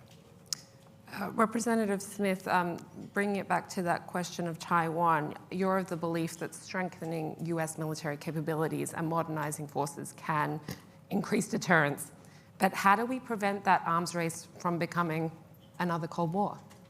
Well, this is the theory of deterrence. The way you prevent it is you make it clear that the cost of trying to invade Taiwan is too high, so that President Xi doesn't want to do it. I think he's been very, very clear that he would love to pull Taiwan back into China, and if he thinks he can do it without a high cost, it is considerably more likely that he will. So working with partners and allies in the region, better arming Taiwan to defend itself is a way to deter that from happening. And that's what we're trying to do. And then the partners and allies are crucial to that. And that's why Japan, the Philippines, South Korea, those partnerships are being built. And this is an incredible strength of President Biden, if I may be supportive for a moment. He has built those relationships and really prioritized that in a way that is enormously helpful to accomplishing that goal. We're going to move on because you have a vote to get to. I did want to spend a minute on the clean energy transition and the trade-offs that are involved in pursuing an aggressive industrial policy when we're also trying to bring down the global temperature, both literally and metaphorically. Studies have shown that trade barriers between the United States and China are throwing a wrench in the innovation process. They stifle competition. And that's at a very time that we need innovation to make efficient forms of existing green technologies and to nurture nascent ones. I know this is something that you're particularly worried about, Senator, and climate cooperation, I think it's safe to say, has taken a back seat under this administration. The Obama administration was very occupied with it. That led to its reluctance to get tougher on China in other areas. Do you think the Biden administration would be willing to give up some of its hard measures, like chip sanctions, for climate progress? And if not, and I have to say that does seem pretty unlikely, what can the US do to move this issue forward? Well, you mentioned that Secretary Kerry, former Secretary Kerry in his new capacity had been there. You mentioned that's when he was secretary. He's also been there many times as our climate czar. So the United States is looking for opportunities to continue to cooperate with China on climate. That said, and this is a very long conversation in terms of our economic strategy with respect to China. There are folks on Capitol Hill on the Republican side that call for decoupling. I don't think most of us, and certainly not the Biden administration, support decoupling. I think the comment President Macron made actually was in response to calls for decoupling, but the EU, including France, I think now is on the same page, and the United States, that what we want to do is de-risk, which gets to your issue. Look, we want to make sure that we're strong at home. That begins by passing things like the CHIPS and Science Act. That was really important, and we need to not only do the CHIPS part, but follow through on the AI and quantum computing. It means being strong at home by passing the Inflation Reduction Act, which is really important for clean energy transition. So we have to start by being strong at home. In terms of overseas and our relationship with China, we do want to de-risk. We are very over-reliant in some key sectors on China. That's why we're working on semiconductors. That's why we're also working on the critical minerals strategy. As you know, we are about 10 years behind when it comes to processing critical minerals. We do not want to be caught, the way the Europeans were caught, dependent on Russian oil and gas. We don't want to be dependent on China for all of our electric batteries. So I think it just makes common sense to de-risk our supply chains. That is very different than decoupling. With respect to the other half of it, we do want to make sure that we don't export to China our most advanced technologies, whether that's in semiconductors, whether it's in AI. And I support the Biden administration's approach. It's twofold. One is export controls of very high-end items. As you know, Japan, the United States, and the Netherlands work to prevent the export of very high-end equipment for manufacturing very advanced semiconductors. I support that. The other is the outbound CFIUS provision. Again, investments, but investments in areas that advance China's military capabilities. It was mentioned at the end of the last panel, what the administration has said is small garden, small yard, big walls. They're not trying to wall us off from China's economy. That's both impractical and would not make sense. But in this narrow area of very advanced technologies that could help advance China's military capabilities, I agree with them that it makes sense to try to contain that. It's hard, it's imperfect, but we need our allies to do it, and we are trying to engage their support, as you've seen at both the G7 recent summits. Yeah, I think it's pretty much impossible at this point to wall off. I think an earlier panelist mentioned that China has a 30-year lead on critical minerals. I think that China has 50% of rare earths and 80% of rare earths production capacity. So I don't think we can wall off, even if we wanted to, but there are those trade-offs. And Representative Smith, if I can bring you in here, the senator mentioned the CHIPS Act, for instance, which of course is boosting the American semiconductor industry at great expense. But there are critics, and they say that this may induce China to invest more in its own semiconductor industry, for instance. And there are trade-offs to not working together on the biggest existential, to use that word again, issue of our time, which is climate change. So how do you see those trade-offs? Yeah, I see it almost exactly like Chris just described it. And I think that's the straightforward way of thinking about it. The only thing I would add is you have to realize that from about the mid-90s until a few years ago, China was, as I like to put it, the global easy button for the corporate world. It's where everything went for a variety of different reasons, okay? I mean, that was problematic even then, and certainly given the competition that we see now with China and what they're doing in the world that Chris described, it's really problematic. So we need to become less dependent upon that. We need to begin to do better domestically. That's the purpose of the CHIPS Act and the Inflation Reduction Act. Crucial part of it that people need to understand, it's a partnership. It's not just, okay, we're bringing everything back to the US. I mean, that just wouldn't work because of a variety of different reasons. One of the big ones is we need the rest of the world on our side. As some of your earlier panels discussed, I mean, the Global South, major player in all of this, and they need economic opportunity. So if we say we're bringing it all back to the US and to heck with the rest of you, we're going to be in trouble. We're not going to have the allies and partners we need. But second, we're not going to be as capable, because there are a lot of other countries in the world. This isn't 1948, okay? There are a lot of other countries in the world that have great capabilities in a variety of different areas. I was in Australia as part of that trip. They can do quite a bit on rare earths and help us with that. So look at it as the friend shoring. I'm not fond of that phrase, but it explains it. That we work in partnership to better balance it. And then finally, the point that you have made and Chris has made, but it's not we're cutting off China. China and the US are going to be the two largest economies in the world, I don't know, 50 years, 100 years, maybe longer. We have to figure out how to rebalance what had happened over the course of those 20 years while still maintaining some opportunities for partnerships with China, which is why I freak out when other members start talking about, China is the enemy, China is an existential threat, we must bring down China. That's not the way the world's going to work. It's more complicated than that. Okay, we're going to end with a rapid-fire question for both of you. Representative Smith, is the U.S. on the back foot in the Indo-Pacific? I know everyone was caught off guard when China and the Solomon Islands earlier this year signed a security pact. Yeah, no, I don't really agree with that. I mean, I love the phrase of the military, the enemy gets a vote, which is like, no, we're abundantly aware that China is having conversations just like this, not publicly, of course, in terms of how they're going to compete with us. And we've known they're out there and they're working, they're building relationships, they got a ton of money, and I agree with one of your earlier panelists that said we freaked out way too much about the whole Solomon Islands thing. They're going to be out there. They're going to be working. So, and we're going to have to try and balance that. Again, coming back to that central point, it's not like we're going to defeat them and they're never going to be able to do anything in the world. A, that's not possible. B, it's not even desirable. When you look at the problems we face, one of the largest economies in the world can be a positive part of that. So it's more balanced than that, in my view. Senator, President Xi and President Biden are going to meet for the first time since 2017 in the US on the sidelines of APEC next week in San Francisco. If you were President Biden, what would you say to Xi?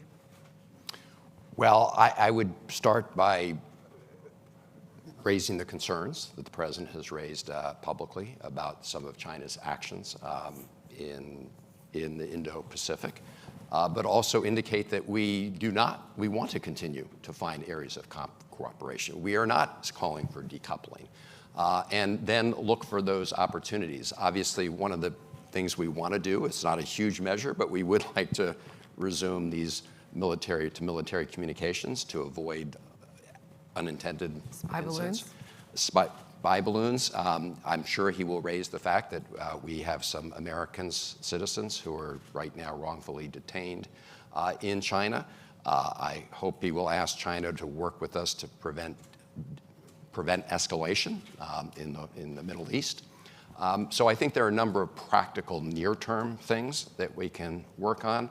Over the longer term, I think the message is really the one that Adam, and I sense from your questions that you're communicating, which is that we understand that we are competitors, but we also recognize that we are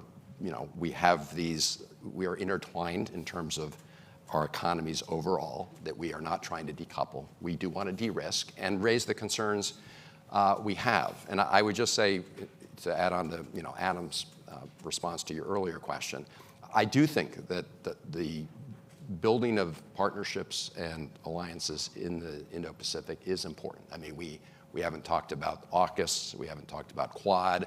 We have lots of working partnerships with the Pacific island countries. And I will say this, though, and I think the president gets this. We can't go around the global south or around the world saying, don't participate in Belt and Road. That's not a winning strategy. A winning strategy is to say, hey, we can offer something better. We can offer a rules-based, transparent approach to building your economies. That is what the Partnership for Global Infrastructure is about. We need to make sure it's resourced with our partners. But it is absolutely true that Belt and Road does end up with countries in debt traps. I mean, Sri Lanka was mentioned earlier. We need to make that point, but then we have to have something else to really engage. And on that piece, I do think that we are a little behind the curve in the Indo-Pacific in being able to actually put meat and resources behind the ideas that we're proposing, whether it's IPEF, whether it's critical mineral partnerships, whatever it may be. We need to better resource those, and we need to improve our tools, DFC, XM, U.S. trade and development agencies, and better coordinate that for those purposes. Senator Van Hollen, Representative Smith, thank you for joining us today. Thank you. All right. Thank you.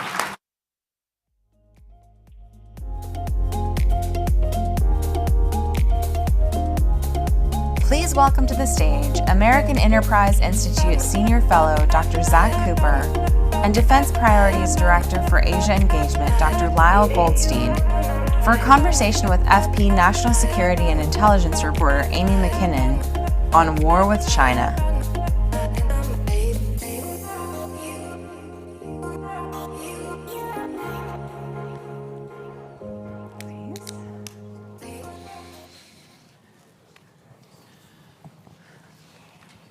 Thank you, everybody, and welcome to East Meets West. I did not deliberately coordinate with our background, but I'm happy to be flying the FP flag today as one of our staff reporters. I'm delighted to be joined by Lyle and Zach, who are going to talk us through imagining the unimaginable war with China. And I want to start with that because I think that imagining the unimaginable is something that's actually very hard to do. I mean, it's something you hear a lot about in intelligence failures, is a failure of imagination. We saw this with the war in Ukraine, right? US policymakers were jumping up and down here in Washington, going to Europe, warning about Russia's intentions, what Russia was about to do, and plenty in Europe and even in Kiev didn't believe it until it happened. So I want to start there with kind of a bit of a gruesome exercise of imagination, Lyle, with you. What would a war with China actually look like? You know, imagine that, you know, China tries to retake Taiwan by force. The US comes to Taiwan's aid. Just so that we can kind of get the sense of the stakes of what we're actually talking about here today, what does that scenario look like? Yeah, thanks very much for having me. Thanks to the organizers. It's a very dark question to start with, but I guess that is our subject today, for this discussion. I'll just say that it's not just dark, it's incredibly dark, folks. If this comes to war with China, I believe this could make what's going on in Ukraine or in Gaza look like small brush fires. It could be that intense. I think that US losses would probably be huge. I think. How huge are we talking? Well, if you looked at the 2023 CSIS report, First Battle, which I think is very well done, although it has, I think, some grave flaws, it points out that you know, most iterations show that you have hundreds of U.S. Aircraft lost and dozens of U.S. warships. That doesn't include Allied losses. You know, let me put it to you this way. I worked for the Navy for 20 years, so it's particularly hard. But they say that in almost every iteration, and they iterated it, I think, 24 times, you lose 1 to 2 carriers in the first few weeks. So come to grips with that. And by the way, I actually, having reviewed their report extremely carefully, I think they have understated the likely and even possible losses. I think the worst case scenario could be very bad, folks. So, and you know, I haven't even mentioned the possibility of nuclear escalation, which is there. And just for those who aren't familiar, when you say losing 2 carriers, kind of personnel numbers on those carriers, what are we talking about? Yeah, I mean, about 5,000 young Americans on those ships, and then you have the escorts, of course. So, you know, this is devastating. I mean, a scenario that keeps me up at night is the idea that one of these is damaged grievously and out there floating, and now we have to save it, and the Chinese Navy knows very well that we have to save it. And that's a situation where you lose half your Navy in a day, folks.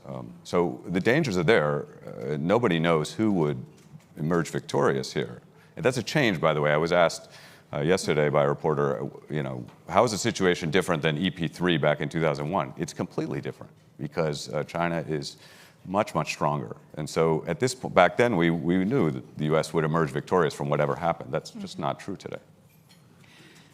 That's very sobering. Thank you for that overview. Zach, I understand that you a little bit break from the herd maybe in Washington in that you feel that a war with China is maybe slightly less likely than others would assume. Why is that? So look, I'm not saying it won't happen, right? I'm just saying I think we've had a little bit of a panic about a conflict happening in maybe the next couple of years, right? That's been driven by a lot of talk about 2027, which wasn't actually informed by a lot of very careful analysis. And so I think if you look at what we're going to have to do with the next few years, of course it's going to be challenging. I'm not saying otherwise. And I think next year is particularly difficult, where we have an election January 13th in Taiwan. I think the Chinese reaction both before and after that election is going to be escalatory and something we have to pay a lot of attention to. We have an election here where we're going to see some heightened rhetoric. We already do. But I think at the end of the day, everything we are doing has to be focused on avoiding the scenario that Lyle's talking about. And actually, when you look at everything that the Biden team is doing, some stuff the Trump team did, we're seeing a lot of action from the United States to try and bolster deterrence and to work with allies and partners to bolster deterrence. And so I'm not saying a conflict won't happen. I'm just saying that I think we have to accelerate those efforts, but we should also be confident that we are making a lot of progress. You look at the changes that you've seen in just the last year on US defense posture in Asia.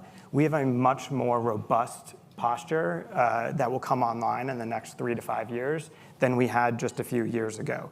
So there's a lot we need to do to prepare ourselves and to better deter, but I don't think we should give in to this idea yet that a conflict is inevitable. I think deterrence is holding now, and our job is to make sure that deterrence holds into the future. Mm-hmm. So I want to stay with that theme of deterrence.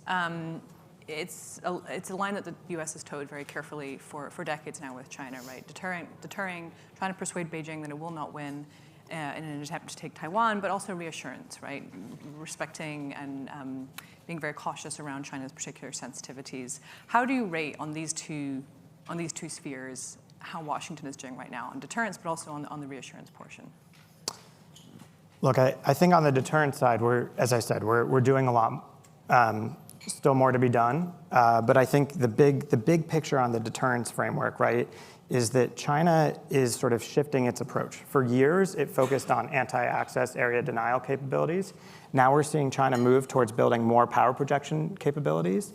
And one thing that the Chinese have taught us over recent decades is actually power projection capabilities are pretty vulnerable to anti-access. And what's the United States doing? It's investing more in the small, more expendable types of systems that could in fact hold Chinese power projection capabilities at risk. So for example, things like in the CSIS war games, if you're trying to cross the Taiwan Strait, you need lots of amphibious ships to get the several 100,000 troops across the Taiwan Strait that you would need. Those are very vulnerable forces. So I think there's a lot we're doing on the deterrence side that's positive. Now, I know our next panel is going to talk about sort of the way forward, which isn't our job, but Joanna, Bonnie, and Rick are going to talk maybe a little bit more optimistically about what we can do on the reassurance side. Look, this is the task next week, is to see if Joe Biden and Xi Jinping can actually have some one-on-one conversations and if they can reassure each other about their objectives. I think this is a two-way street, right? Reassurance goes both ways. Xi Jinping needs to reassure Americans and really the President of the United States that he's not trying to change the status quo. And I think Biden will be trying to make clear that actually the United States also is not trying to change the status quo as regards the Taiwan Strait. So you've both now touched upon this CSIS report, which came out in January of this year, called The First Battle of the Next War. I'm sure many of you in this room are familiar with it, but for those who aren't, it was a war game on what that first opening move of a war with China would look like, that first battle, what that would look like. It was, I understand, the first declassified, or the first unclassified, first major unclassified war game on that scenario. Lyle, can you just talk us through the report? I know you've studied this in great detail. What did we learn from that? And you mentioned you had some questions about it as well. Yeah, that's right. Although I would like to say I'm substantially, I guess, more concerned. I don't think we're making a lot of progress. I think at bottom, what I'm concerned about is, war is not a rational decision. I think a lot of us in DC would tend to sort of rack and stack, say, well, generally, probably China would lose a lot of money and lose a lot of people, a lot of prestige, and they just won't do that. I think that's a mistake. If you read the Chinese language press, as I do, and watch their military reporting, as I do every day, they, you can find every month at least, if not every week, sort of this vitriolic language indicating what their objective is. And, it's interesting that the American press at least basically ignores these warnings. So Americans are unaware of them. But to me, this is a grave mistake, and we shouldn't underestimate the possibility. Again, war is a totally irrational act, and because she fired a few generals does not mean that that this is not in the cards. So now what do you do about this? We have to be very cautious, okay? That's my view. I'll come back to that, but to answer the question, the report, which is very important, I urge everyone to read it. I commend the authors, I don't know if they're here in the room, but it really is the highest fidelity look at what this war would look like. To my estimate, they got a lot of things wrong. A lot of things right and a lot of things wrong. Some of the things they got right, though, were that, yes, surprise, surprise, China can conquer Taiwan relatively easily. I think they said within 6 weeks they expected, the Chinese tanks to be rolling around the headquarters in Taiwan. But they rightly pointed out that the Taiwan Air Force and Navy are basically irrelevant because they'll be destroyed in the first few days. I mean, I and my colleagues at Naval War College were saying that for decades. And so, why we persist in that, in focusing on that, I don't know. But the major flaws, one other thing I would say is they're right about it. A lot of people have put the focus on the U.S. submarine force, and I have generally agreed with that. That is a critical capability. It's our most survivable capability. We have a very solid submarine force, although it's probably getting too small. But they pointed out that force is simply inadequate, that you cannot expect that force alone to win the war. So if anybody thinks that's a silver bullet, I think they should read that report carefully. I think they're right about that. Now, what did they get wrong in here? Well, look, they took nuclear escalation off the table, and you may ask yourself why they did that, or is that really an accurate look? I don't think so. Have nuclear weapons, the nuclear shadows, been very important in the Ukraine issue, in the Ukraine war? Absolutely, right? And probably they've learned from that too. Why are they building up their nuclear forces? You got it. But the biggest mistake, in my view, comes down to this amphibious warships that Zach here mentioned. I disagree with you, Zach. I think that, China has found a way around this, and that is they will bring their merchant fleet, which is the biggest in the world, their Coast Guard, which is the biggest in the world. They will all go across those 90 miles, which after all, is the distance across the Florida Strait. It's basically nothing. So the idea that we would have anything near the munitions to sink, tens of thousands of ships that would be involved, I think is a major fallacy in the report. By the way, that report suggested basically we have 96 targets. That is, they have under 100 amphibious vessels we have to sink. If we sink 50%, we win, game over. Well, folks, if you believe that, you really don't understand this scenario. Thank you. Again, very chilling. You mentioned there, the U.S. press really not covering the saber rattling that's coming from China, this very incendiary rhetoric that you see in the Chinese press. Staying on the question of of public opinion, Zach, recent polling has shown that the U.S. public is deeply concerned about China's role in the world, about its increasingly aggressive posture in the world. But, if you were the president, if you were, Jake Sullivan, how do you explain to the public America's interest in Taiwan, in this region? Why would we potentially put, as you said, thousands of young American lives on the line for Taiwan? Well, I think the hard thing, and this is one area where I think the administration has some work to do, they haven't actually given a big speech on what our approach is on Taiwan, right? They gave one big speech on China policy that came from Tony Blinken. I have argued publicly and privately that they should have given a similar speech explaining the logic of their approach on Taiwan, right? Because what we've got from the president is 4 statements now saying that he would fight for Taiwan, but not an explanation of why and what the logic is. And look, there's not just one reason, right? I think there are basically 4 reasons that people argue that we should think about Taiwan as a serious interest of the United States. And some people are going to agree with some of these 4 and others won't, right? So, the argument that I think some in the Biden team would make is that Taiwan is a democracy, 24 million people. We shouldn't just stand by as democracies are snuffed out. Although, as others will point out, we do stand by sometimes as democracies are snuffed out. So why is Taiwan different? So that's one. A second thing you hear a lot, and I'm not a huge fan of this argument, is that we get all of our chips from Taiwan, from TSMC, a huge portion, right? 80% of some of the advanced chips. So if you lose Taiwan, you lose access to all kinds of technology, not just cell phones, but even automobile, the huge reliance in cars, everything else. So the second argument is about technology. I think a third argument is broadly about US-Taiwan economic trade, right? Depending on what you're measuring, something like the 10th largest two-way trade between the US and Taiwan of any economy in the world. So that's a big factor. And then I think the last point is really more strategic, right? Which is that, look, we've got allies in Japan, Korea, the Philippines. They lie along the first island chain in East Asia. And it is much more difficult to imagine defending those allies if you don't have the ability to watch what's going through the choke points in East Asia, right? So the Luzon Strait, the Miyako Strait, for example. If ships, aircraft are just going through those areas and we can't easily monitor them, it's much more difficult to imagine how we defend those alliances. The problem is that I don't think any one of those arguments is strong enough to convince the American people that Taiwan matters. And with different parts of the American public, each one of those arguments carries more weight. And so it's a complicated argument to make, which is maybe why the Biden team hasn't tried to do it yet. But I think they've missed an opportunity to explain the logic of their reasoning. You wanted to jump in? Yeah, I mean, if you don't mind, I'm very uncomfortable with all those arguments. I don't think they stack up, actually. And I think we need to reconsider very carefully. I mean, the stakes are huge, folks, right? We're beginning to talk very seriously. There was just a great piece in Foreign Policy on the nuclear issue between U.S. and China. Are we really, as we were like in the 1950s, ready to go to the brink of nuclear war, probably repeatedly over this issue? I think we ought to be very cautious. But then, even putting that aside, if that doesn't happen, we are going to spend probably trillions of dollars getting ready for this scenario. So we better think about this really hard. I suggest we think about it at the front end. And I have some serious reservations.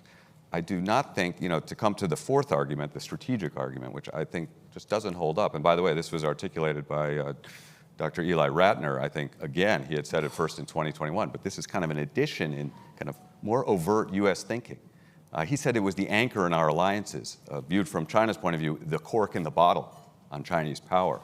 So I'm very leery of this. I don't think Taiwan is essential to US defense. To defend our treaty allies, Philippines and Japan, I think that's where we should draw the line. They are actual treaty allies. Taiwan is not. And here's the key, folks. Japan and Philippines can be defended easily and at low cost and without blundering into a war with China.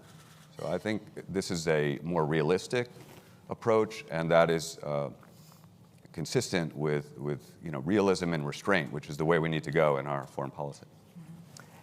So the only thing I'd add is I'm not as convinced as Lyle that Japan and the Philippines are easy to defend if China has large formations of troops on Taiwan, right? You can watch what's going on at Second Thomas Shoal today. I don't think that's been a particularly easy situation to manage. Scarborough Shoal as well. So, and then if you look at the Southwest Islands in Japan, right, you've got Yonaguni Island, for example, which is closer to Taiwan than Taiwan is to mainland China. So I think the defense challenge is harder. The risks are probably greater. This would just be my assessment. And I think a lot of this question comes down also to how confident you are that you can deter a conflict from happening, right? So if we said, yes, a conflict is definitely going to happen, then absolutely, I think the really hard discussion we would have to have now is, okay, how many American lives are we willing to sacrifice in this conflict? And if you were confident that if you just walked away from Taiwan, that actually it wouldn't have much of an effect in the rest of the region or the world, this would be a very different calculus. Now, I come down at a different place on those questions, but I think the point is we should be debating them, right? And I'm not sure we've had quite enough debate on some of these issues. Can you just, I'll come back to you in a second, Lyle, but on the question of debate and kind of conversation around this, what's your assessment of what the conversation has been like in Washington around China? There is a, I think, almost unanimous agreement that China represents a major strategic challenge for the United States. Disagreement on the extent of that, on the kind of military threat, but also a lot of, how do I put this delicately? On Capitol Hill, there's a lot of rhetoric. There's a lot of very charged rhetoric around China, and it's become in some ways a political football as well. I think it's fair to say. But what's your assessment of that overall picture, and how does it affect policy? You know, people sometimes sort of argue that there's some sort of blob on China policy and like there's a consensus opinion. I got to tell you, I don't see any consensus. I mean, we're seeing that today between both of you. I think the consensus is that people are worried about China's behavior, especially the last decade, right? And you can see this in polling data broadly. And oh, by the way, it's not just Americans, it's globally, right? You look at some of the recent Pew polling, I mean, it is quite shocking the change in assessment that we've seen in Europe and Asia and beyond. The next step, though, would be an agreement on what the strategy should be for responding. And I don't think there's any clear agreement on any type of strategy. I think that's the debate we are starting to have. So my view is, we're at the beginning of this process. Cold War analogies are terrible, but I think we're sort of in like the 1946, 1947 stages of the Cold War debate, where we don't really have a strategy yet. We're trying to figure that out. So yes, some of the rhetoric is charged. It's going to be charged in the presidential election. It's always charged in Congress. That never changes. I think the task now is to say, okay, there's agreement about what our concerns are on China and Xi Jinping and Chinese behavior. Now, the next step is, what are we going to do about it? How can we forge a bipartisan consensus around a sustainable strategy? Lyle, you wanted to jump in? Yeah, I mean, on the debate, I agree. We're just at the beginning, and this debate really has to be had. And in places like this, we really better give these a shake before we blunder into a war. I mean, it really does feel like we're in 1912 or 1913, and we're on the edge of a catastrophe. What I'm advocating is a strategy that we can afford, that doesn't bankrupt us and our children, and also that doesn't put us on the brink of World War III every other week. We need to get away from that. Now, why do I say Japan and Philippines are easy to defend? These are huge archipelagos that stretch for, there are hundreds of islands and whatnot. So in the worst case, dream up your worst case scenario where China invades Japan. We can slowly and deliberately come to their aid and overturn, and change the dynamic of the war using all of our strengths. Okay, it's not, the idea that we have to defend, every Philippine shoal, think about that, folks. We're gonna start World War III over a shoal? I mean, does that sound ridiculous to you? It's completely ridiculous. Let's not do it. With Japan obsesses about this island, Senkaku Island, Diaoyu Island. It has goats on it. But that has been, literally, I'm not kidding, that has been the major issue in the U.S. defense, U.S.-Japan alliance, how to defend the island with goats on it. It's ridiculous. We need to rethink this. We need to make our treaty relationships with these countries truly defensive. And that is, we are going to help them defend themselves, but we are not going to defend shoals or islands with goats on them. We're going to draw reasonable lines and do things that are affordable. For example, with Philippines, we're doing a lot with Philippines now. We're showing them all our cool stuff. Awesome. I'd like to see some U.S. infantry go into Philippines. They can sit there on Palawan in the trenches, and everybody will feel good. China is not going to invade their main islands. They're perfectly safe. Whatever happens to the shoal, it happens. Look, fishermen around the world get pissed off regularly. Where I live in New England, we regularly go at it with the Canadians, and there's actually an island dispute. These fishing disputes happen. We're not going to go to World War III over shoal or sea turtles or something like that. Can I just jump in? So I take the point that, look, if you're dealing with archipelagos, you've got the stopping power of water. And so maybe if the Chinese roll into one island, it doesn't mean they're going to take them all. I'll just say my worry would be when you go talk to the Japanese and Filipinos and say, oh, we're just going to let the Chinese take some of your islands. Right. And the Japanese and Filipinos, well, maybe not with goats on them. I mean, like they're Marines at Second Thomas Shoal, right? So when you say that and they come back and say, right, our alliance is backed by nuclear deterrence. What's the red line on the nuclear deterrence? I then worry that is what walks us into a very serious strategic crisis where you could talk about nuclear use. So I guess my concern with that approach is I understand that, we've got the stopping power of water. I don't really understand why that applies on the Philippines and Japan in a way it doesn't apply on Taiwan. Like, if we're very sure that we can fight and defend Japan and the Philippines, why can't we also protect Taiwan in the same way? So we are unfortunately out of time, but I would like to end, I'm going to be really mean and ask you both for a one-word answer. If you were commander-in-chief and China would try to retake Taiwan by force, would you go to their aid? Yep. No. There's the debate. There's a summary. Well, thank you so much. That was chilling.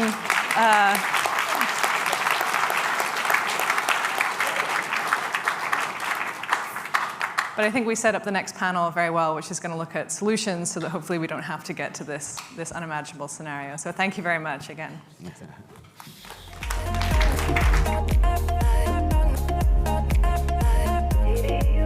Next, please welcome to the stage the Managing Director of the German Marshall Fund's Indo-Pacific Program, Bonnie Glaser, Provost Distinguished Associate Professor of Energy and Environment, and Director of the Science, Technology, and International Affairs Program at Georgetown University's Edmund A. Walsh School of Foreign Service, Dr. Joanna Lewis, and the Managing Director of Eurasia Group's China practice, Rick Waters, for a conversation with FP's Amelia Lester on charting a new course for U.S.-China relations.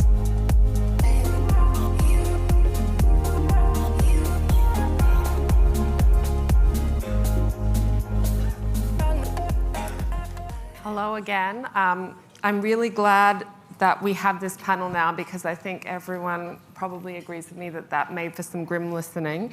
So this is called The Path Forward, Charting a New Course for U.S.-China Relations.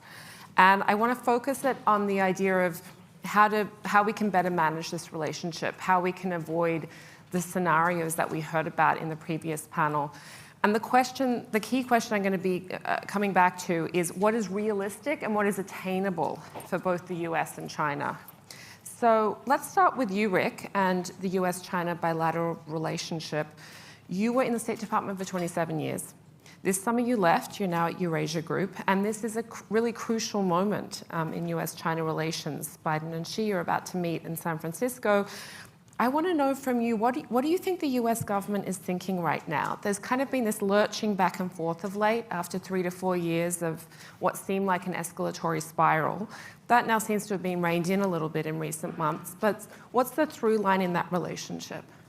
Sure. Well, good to see you all. Good to be here, and we'll try to be more uplifting than the last panel. Although it's good to hear Zach and Lyle. I think when you look back at the China relationship under the Biden-Harris administration, and again, I don't speak for them anymore, but I think what we've seen is that the shift to a paradigm of strategic competition in many domains was always going to entail a lot of pressure in the relationship. And I think where there is some convergence, both in Beijing and in Washington, is with a shared desire to make sure that where this competition is occurring, it is happening deliberately. It isn't happening unintentionally. And I think, a year ago in August with the events surrounding the Speaker Pelosi's visit to Taiwan, I think that had a little bit of a catalytic effect going into the last summit the leaders had, where they realized that you need to have channels at a senior level that are empowered so you can at least understand the other side's intentions. Because the worst scenario is one in which the other side is simply inventing a caricature of what the other intends. So I have pretty modest expectations for the meeting in San Francisco. I think really at this point, U.S.-China symmetry is no longer about the major lists of deliverables, the building the relationship. I think it's more now about managing a relationship that's in a secular decline, but ensuring that process of managing a relationship that's increasingly characterized by competition is one that doesn't veer into conflict or spill out of control. And maybe the spy balloon incident really highlighted that there does need to be more intentional communication, didn't it? Yeah, I mean, if you look back at the Bali summit last year, the leaders agreed on basically two things. One was to reopen senior level channels that were empowered, not big dialogue structures, but people who in the domains they worked on were empowered to speak about their policies clearly with the other. The only other agreement was to set a floor, but I think there was really not much definition to that concept. And then you're right, you know, Bali was a year ago November, the last in-person meeting, and it took 7 months to actually really begin the process of implementing what they had talked about because of the balloon, because of the politics surrounding it, and because of the challenges politically that both sides have when a disruptive variable prevents them from managing that decline in the relationship. Bonnie, there have been some seemingly successful trips since then. I'm thinking of California Governor Gavin Newsom's trip, US Senate Majority Leader Chuck Schumer's trip, and then the top Chinese diplomat Wang Yi came to Washington. I think people thought that was fairly successful. But it strikes me that that sits oddly with the rhetoric coming from China. We heard this in the previous panel, and officials in state media still do sound pretty virulently anti-Western. So what do you think we can realistically expect from this meeting next week? Do you share Rick's fairly modest aspirations for it? I do share Rick's very modest expectations. China will continue to want to compete on the global stage, especially to continue to get support from the global South, to portray itself as having better intentions than the United States, whether it be in the Middle East or elsewhere in the world. I think that the Chinese believe they have a better form of governance, and they have been pushing that for some time. So just because we are having a summit does not mean that they are going to set aside those other ambitions that they have on the global stage. And they are seeking to undermine the support for the United States and I think sort of damage U.S. reputation. That said, there is, as Rick said, interest on both sides in managing the relationship, in preventing it from spiraling out of control. I think both sides, for their own reasons, which are different, have a particular interest at this time in getting this stabilization process to stick. China is facing headwinds in their economy. There are other difficulties at home that I think that Xi Jinping is focused on. We, of course, are going into a presidential election year. We will not have a summit next year between U.S. and Chinese leaders, and probably some dialogues will continue, but we will not be focused on the relationship in the way that we are today. So I think there will be some, and I will say outcomes. The word deliverables probably will not be used.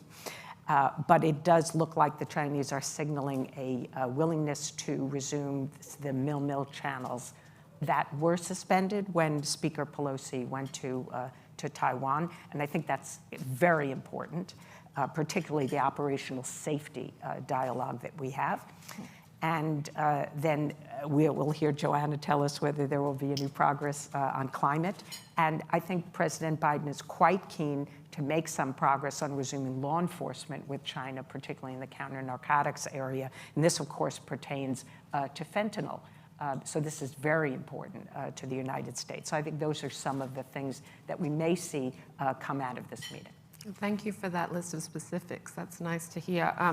Joanna, you've been working on clean energy policy for 2 decades with a focus on China. And I'm just going to read out the title of your new book, Cooperating for the Climate, Learning from International Partnerships in China's Clean Energy Sector. That sounds great. I want to ask you about how we can potentially look to cooperation on climate for common ground in what are clearly fraught times.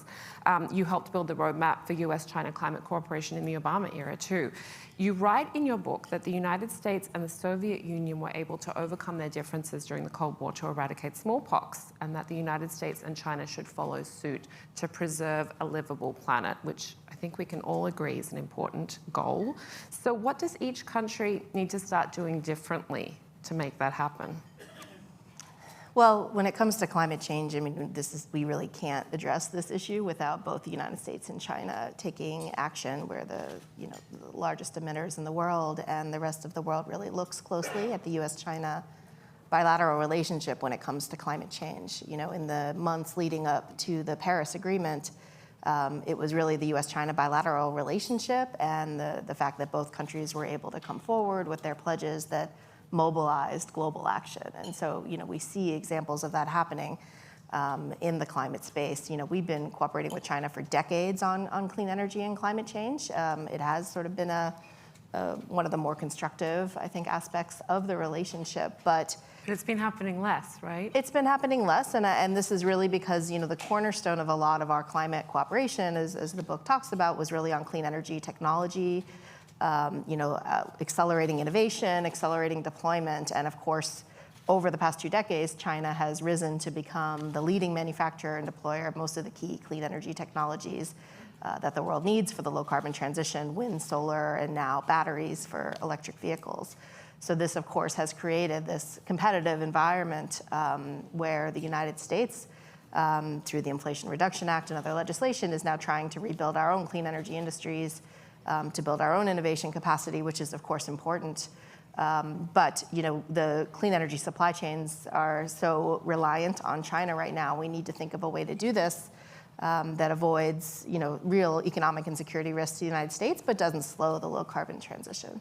And how do you think the Biden administration is doing on that? Well, I think this is a really challenging, policy investigation because, really, we're in a situation now where, for example, we want to push battery manufacturing in the United States. And we are, there's been, for example, a partnership between Ford and CATL, the largest battery manufacturer in the world, a Chinese company for electric vehicles. A lot of scrutiny over this partnership, even though this would be a licensing, essentially, of advanced technology to a U.S. company, because we are behind. This is an area where the Chinese government has invested strategically through science and technology planning over the last few decades, and they were able to leapfrog in a lot of these areas. It's sort of, we're back to, it used to be we were transferring technology to China. We're really in a new world. And I think it's sort of naive to think that we can just go it alone. China is so central to this, it's actually going to benefit us if we can figure out a way to engage strategically so that we avoid, the serious risks surrounding intellectual property and other areas. But we know how to manage this, and I think, no cooperation, particularly in the science and technology front, is ultimately detrimental to the U.S. and to the global innovation system. There is consensus, though, that trade barriers between the United States and China are going to throw a wrench in the innovation process because they stifle competition. And Rick, you're out of government now, so I'm going to just ask you to be as candid as you can be here. Given the protectionism that is gripping both countries, what do you think remains possible in this space? In the broader economic trade space? In the climate cooperation space, specifically. Well, I think, in addition to the points that Joanna's made, I think the challenge is in some ways the politics. I think it's difficult now for the U.S. or China to be seen as doing something for the other. And so I think the most that's likely in the transnational areas, climate, health, food security, where the U.S. and China have overlapping, if not identical interests, is perhaps coordination of parallel policies. That might be the most you can expect. And so I think we just have to acknowledge that in the often zero-sum politics, both in Beijing and in Washington, the expectations have to be more modest than in the era of grand U.S.-China deals that then drove the global conversation. Bonnie, let's talk about a particular threat that was talked about in the last panel, which is the Chinese attack on Taiwan. She did instruct the PLA to be ready by 2027 for potential forceful unification. The memo that caused such a stir in Washington by the head of U.S. Air Mobility Command, Mike Minahan, that predicted war by 2025, that was talked about in the last panel, is not an especially well-informed memo, but has nonetheless, I think, it's safe to say, dominated conversation in Washington since its release. What strikes me a lot of the time in this is that we seem to talk about war as though neither side has any agency in it happening in these predictions. And so I instead kind of want to reframe it a bit and ask you how strong US support for Taiwan's security shapes this scenario, and what measures do you think the US can take to reduce the risk of a military confrontation? Those are very good questions. I've never seen more discussion about Taiwan globally in my life. This is an issue I've been working on for many decades. There's a lot of, I think, wrong information. And I've published a great deal. I had an article in the New York Times last Sunday and an article that came out in War of the Rocks today, and co-authored a book that came out earlier this year. So my views are fairly well known. I think the administration is right to say that a conflict is neither imminent nor inevitable. And the United States has done, I think, under the Biden administration, some things that are right. And then I'll talk about a few things that I think are wrong.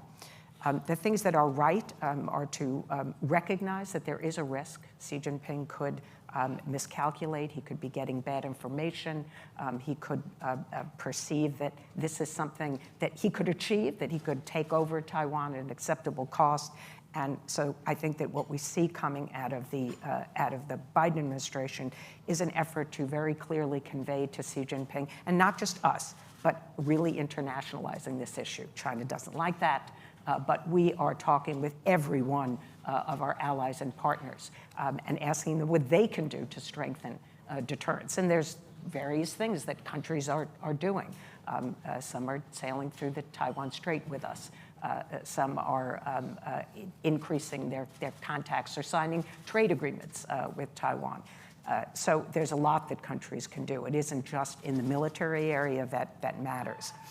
And then, of course, and the prior panel talked about this, helping Taiwan's capabilities and also developing our own capabilities, having a more distributed and resilient and survivable force posture in the region.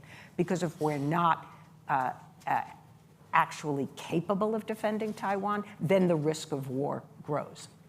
But the other side of deterrence, and let's be clear that deterrence is composed of both credible threats and credible assurances. And when you're investing in strengthening those credible threats, there is even more need to strengthen your credible assurances. So China essentially, I think, needs to have confidence that if Taiwan is not declaring independence, if we are not supporting it, that there is no need for them, to strike Taiwan. They have to understand we are not going to restore our mutual defense treaty with Taiwan, which we abrogated as a condition of normalization. So essentially, if the Chinese say, right, we will not use force, that there will not be an outcome of permanent separation. And I think that's the reassurance that we need to provide. And we see a lot of confusing signals coming from this administration.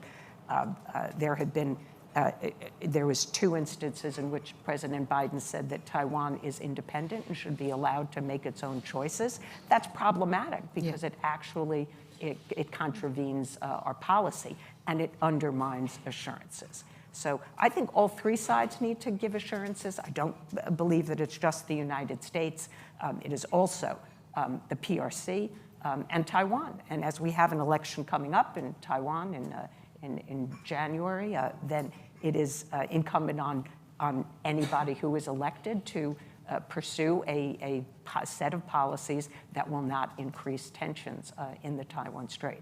But we have to do more to ensure that we have credible threats as well. So doing the assurances side and not enhancing our ability to defend Taiwan and ensuring that Xi Jinping is clear that there is the possibility we would intervene, that's important too. So both credible threats and credible assurances need to be bolstered. It almost sounds as though you feel that the strategic ambiguity has gotten too ambiguous. There needs to be a little bit more clarity on the US side. Well, I've written extensively that I don't support strategic clarity, again, because the Chinese already know that the United States is likely to intervene in the Taiwan Strait crisis. The PLA has assumed that in their own calculus for a very long time. But providing Taiwan with strategic clarity, essentially saying, we give them an ironclad commitment to defend them. Essentially, as I said, we could be misinterpreted by Beijing as restoring this mutual defense. We had a defense commitment for Taiwan for 1954 to 1979. And so I don't think we need to say what we will do, how we will intervene, whether we would intervene. The Chinese know that it's, especially the last 3 years, it is exceedingly likely that we would intervene. But I think strategic clarity is simply unnecessary and could provoke the attack that we're seeking to deter. Rick, you oversaw the creation of the Office of China Coordination, informally known as China House, which is a kind of central desk for China watchers at the State Department. What do you say to critics, and I can name a couple here, Susan Thornton, who is the former top acting State Department envoy for East Asia from 2017 to 2018, who called the program a bad idea. She said it gives rise to the kind of hype and distortions that we see now around Chinese activities. Has the State Department and the US government generally overinflated the threat that China poses, either to Taiwan or to the US directly? I think to understand what Secretary Blinken and his predecessor, Secretary Pompeo, wanted to achieve with China House, it gets back to the fact that the US-China relationship went from being a primarily bilateral relationship, a much more traditional relationship, where you sought on a transactional basis to achieve your goals, bearing in mind the interests of the other, to a very different type of relationship, one in which it is now primarily competitive. And the central premise of the administration's China strategy is essentially to shape China's policy environment around it through strengthening allies and partner relationships on an ad hoc basis, often specific to given issues. So to get back to the organizational question, I think it was only natural that the executive branch, the national security branch, not just state, start to reimagine how do you prosecute a global, multidimensional challenge? Because the picture that I saw when I headed the China desk a few years before this project started was a bureaucracy that was not configured to deal with technology competition, to deal with competition at a subnational level. That simply isn't what the State Department bilateral desks were configured to do. So I give a lot of credit, frankly, to both administrations because Secretary Pompeo got the positions and Secretary Blinken continued to lead the project and bring it to fruition. And the fact that there was actually bipartisan support for this reimagining and that it's actually started to happen in other parts of the national security bureaucracy, I think is just a testament to the fact that we're at an inflection point. And it was necessary. It was always going to be a little bit painful. Don't do a reorg at the State Department without knowing what you're getting into. But I think it was the right thing to do, and I'm very proud of the team that persevered through it because I think we'll look back and we'll recognize that our country is better off with more sophisticated policy development mechanisms for a challenge of this magnitude. Okay, I promised us some forward-thinking ideas here. So in the last few minutes, that's what I'm gonna focus on. Joanna, let's come to you, and I wondered if you could explore one specific idea that you proposed in your book to enhance cooperation on climate between the US and China, and that is to revive the US-China Clean Energy Research Center or something akin to it. Can you explain a little bit about that? Sure. So one of the cornerstones or bilateral initiatives of the Obama administration with China was something called the US-China Clean Energy Research Center. This is the largest sort of bilateral initiative we've ever done with China in the science and technology area. It involved hundreds of scientists from both countries cooperating on a variety of clean energy technologies. Our national labs were involved, many of our companies. It was a public-private partnership. And what was unique about it was that, first of all, we weren't sort of providing any direct funding support to China. It was self-funded by both sides. It was, purely a sort of 50-50 split where both sides brought expertise and resources to the table. And the other thing that made it unique was that, intellectual property, of course, is always an issue when you do this sort of cross-border, cross-national research and development that involves, information coming in from both sides. And the partnership really faced this head on and set up a special arrangement for how IP would be protected in the context of this partnership. And that was reflected, there's language in the renewed 2018 US-China Science and Technology Agreement. This is something that both presidents signed off on. So it was really the first time that we'd sort of escalated the idea of protecting intellectual property in a joint R&D partnership this way. And it worked quite well. Now we look back on this and think, this is not the political climate to be doing science and technology cooperation with China of that scale. And while there's some truth to that, I do think that, doing nothing is also not the answer. Again, we are in what scientists call the pivotal decade for addressing climate change. If we don't deploy massive amounts of low carbon technologies before 2030, we avoid the ability to get on the emissions trajectories that we need to, avoid really dangerous impacts. We're already seeing, of course, climate impacts around the world. China's facing them, we're facing them. So, I do think that there are ways to re-envision the relationship. As Rick said, I think looking at these sort of parallel policy processes is quite productive. Methane has been a big focus, for example, of the current administration in its engagement with China. There was a meeting last week in advance of the APEC summit between our special envoy, John Kerry, and the Chinese counterpart, Xie Jinhua, where, by all reports, it was constructive and is sort of teeing up some re-engagement on climate. And hours after that meeting, China released its sort of long-awaited national methane plan, which is the first time China's released any policy strategy related to a very potent greenhouse gas that is key to the solution. So, I think there's ways to re-envision how we engage that takes into account the current political climate. Some green shoots there, thank you.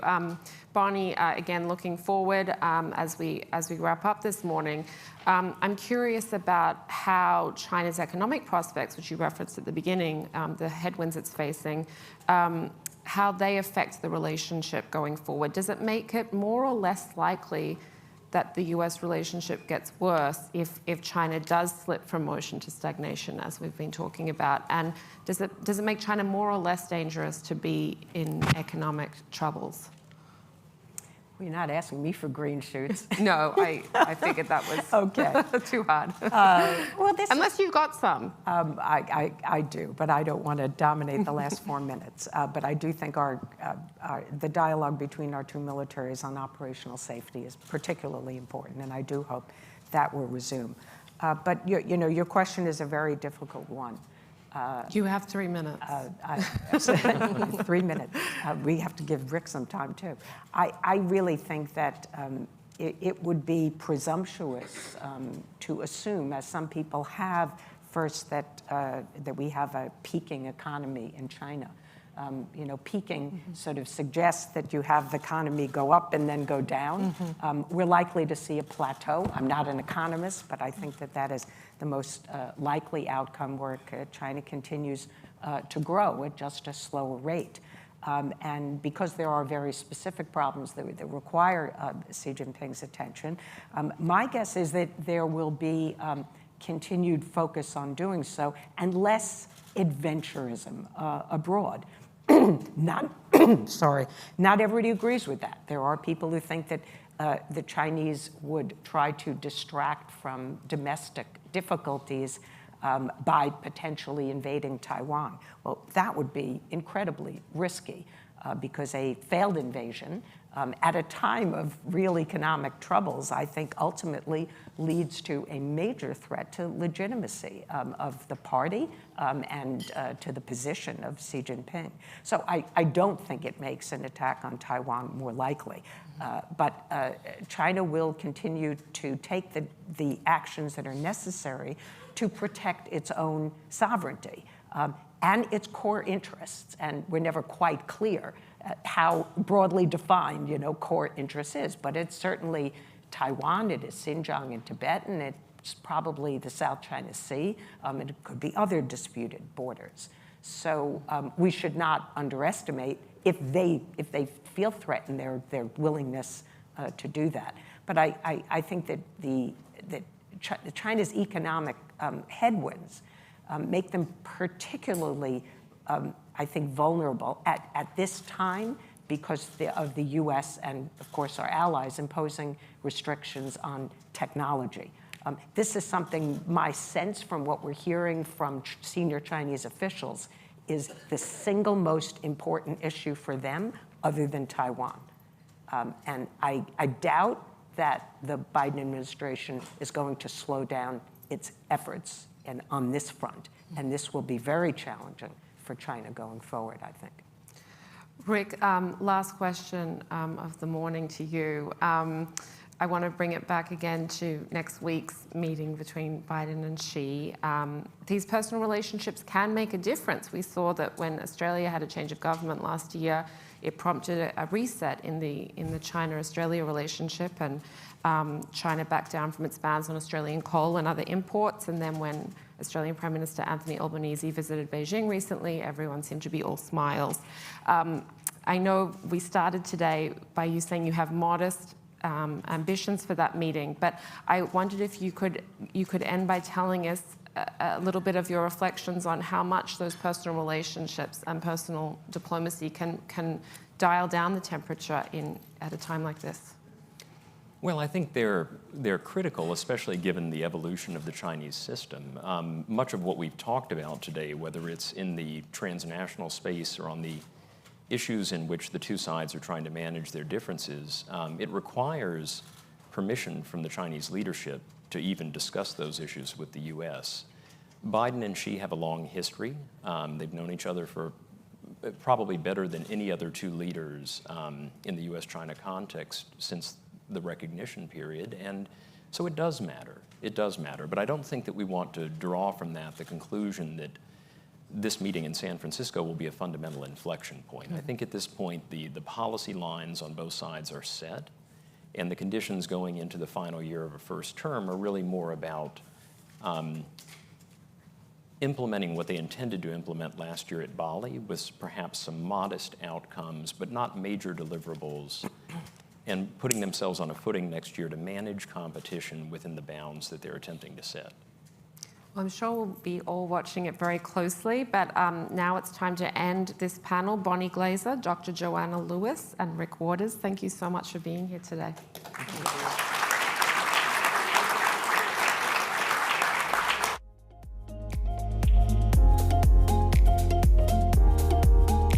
Please welcome back to the stage FP's Ravi Agrawal.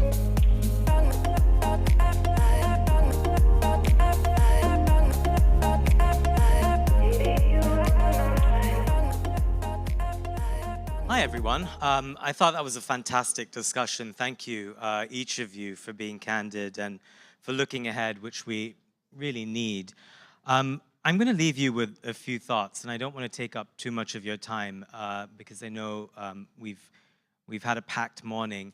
But we began by talking about the importance of asking the right questions when it comes to the US-China relationship and how important it is to look at where things are headed, not just to be in the moment, to be absorbed by the sense of the need to compete, which is important, but to ask, what does that mean? What is the end state? And I think we've looked at that from a few angles at least. We've looked at how economics matters in terms of China's trajectory, and through a better understanding of China's trajectory, US policymakers can hopefully have and craft better and more accurate policy in terms of how best to not only deal with China, but to imagine what kind of a challenge it poses. We discussed with Nisha Biswal and Sarang Shidor how the Global South plays into calculations around the world.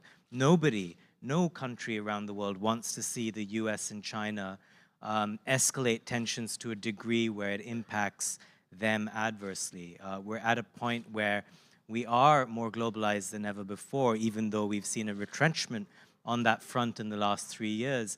But countries need these two big, giant superpowers to, at some level, get along, to figure out a happy medium between competition and cooperation. We heard from Amy's panel on war. Just when you begin to imagine the unimaginable, how terrifying and grim that actually can be. And we also heard from Congress in terms of how occupied they are with two other wars that are going on, and how hard it is within all of that to add a dose of sanity and forward planning to US policymaking on China. I'll leave you with this. We're beginning to see some good signs over the last month and into next week about increased dialogue between the United States and China. That is something to cautiously look at with some optimism. And we at Foreign Policy will continue to cover this incredibly important relationship very closely in the coming weeks to see what emerges when Biden meets Xi. As we heard from our last panel, we can be cautiously optimistic, but expectations are still quite modest. We will keep asking tough questions of this relationship, and in that endeavor, I want to thank our partners today, the Quincy Institute, which, as you all know, does terrific work in this area in asking questions that often go unasked in Washington, D.C., questions about what is America's role in the world, questions about, when to apply restraint, when to think about America's role in the world vis-a-vis other countries, vis-a-vis a changing global order. I thank you, Quincy, for your leadership in that area and for partnering with us to bring you the panels today. A couple of things to close. You have our last print edition on your tables. It's very relevant to this discussion because it looks at the global order, it looks at the importance of alliances. And alliances, in a sense, are more important today than ever before because some of them are aligned against China, some of them are trying to act in the interstices of US-China competition. We're in a changing world that is in a lot of flux, and a lot of that has to do with the US-China relationship. Read that issue. I think it'll shed light, especially on what it means for the rest of the world. Lastly, if you enjoyed this event, please look at some of the other events that Foreign Policy holds. You can look at them on foreignpolicy.com/events. There's one on defending democracy that's coming up next week, I believe. Representative Raja Krishnamurthy, who's on the Select China Committee, will be speaking there. You can expect him to tackle critical minerals, China's role in sort of policing and competing with the United States on that front. And there's lots more. We will be at COP later this year in the UAE and at Davos. If you are going there, do check us out. I will close there. I'll leave a little bit of time for all of you to mingle if you'd like, grab a coffee, meet other people you've been wanting to chat with. Thank you for being a great audience. And happy, is it Thursday? Happy Thursday. All right. Okay, cheers.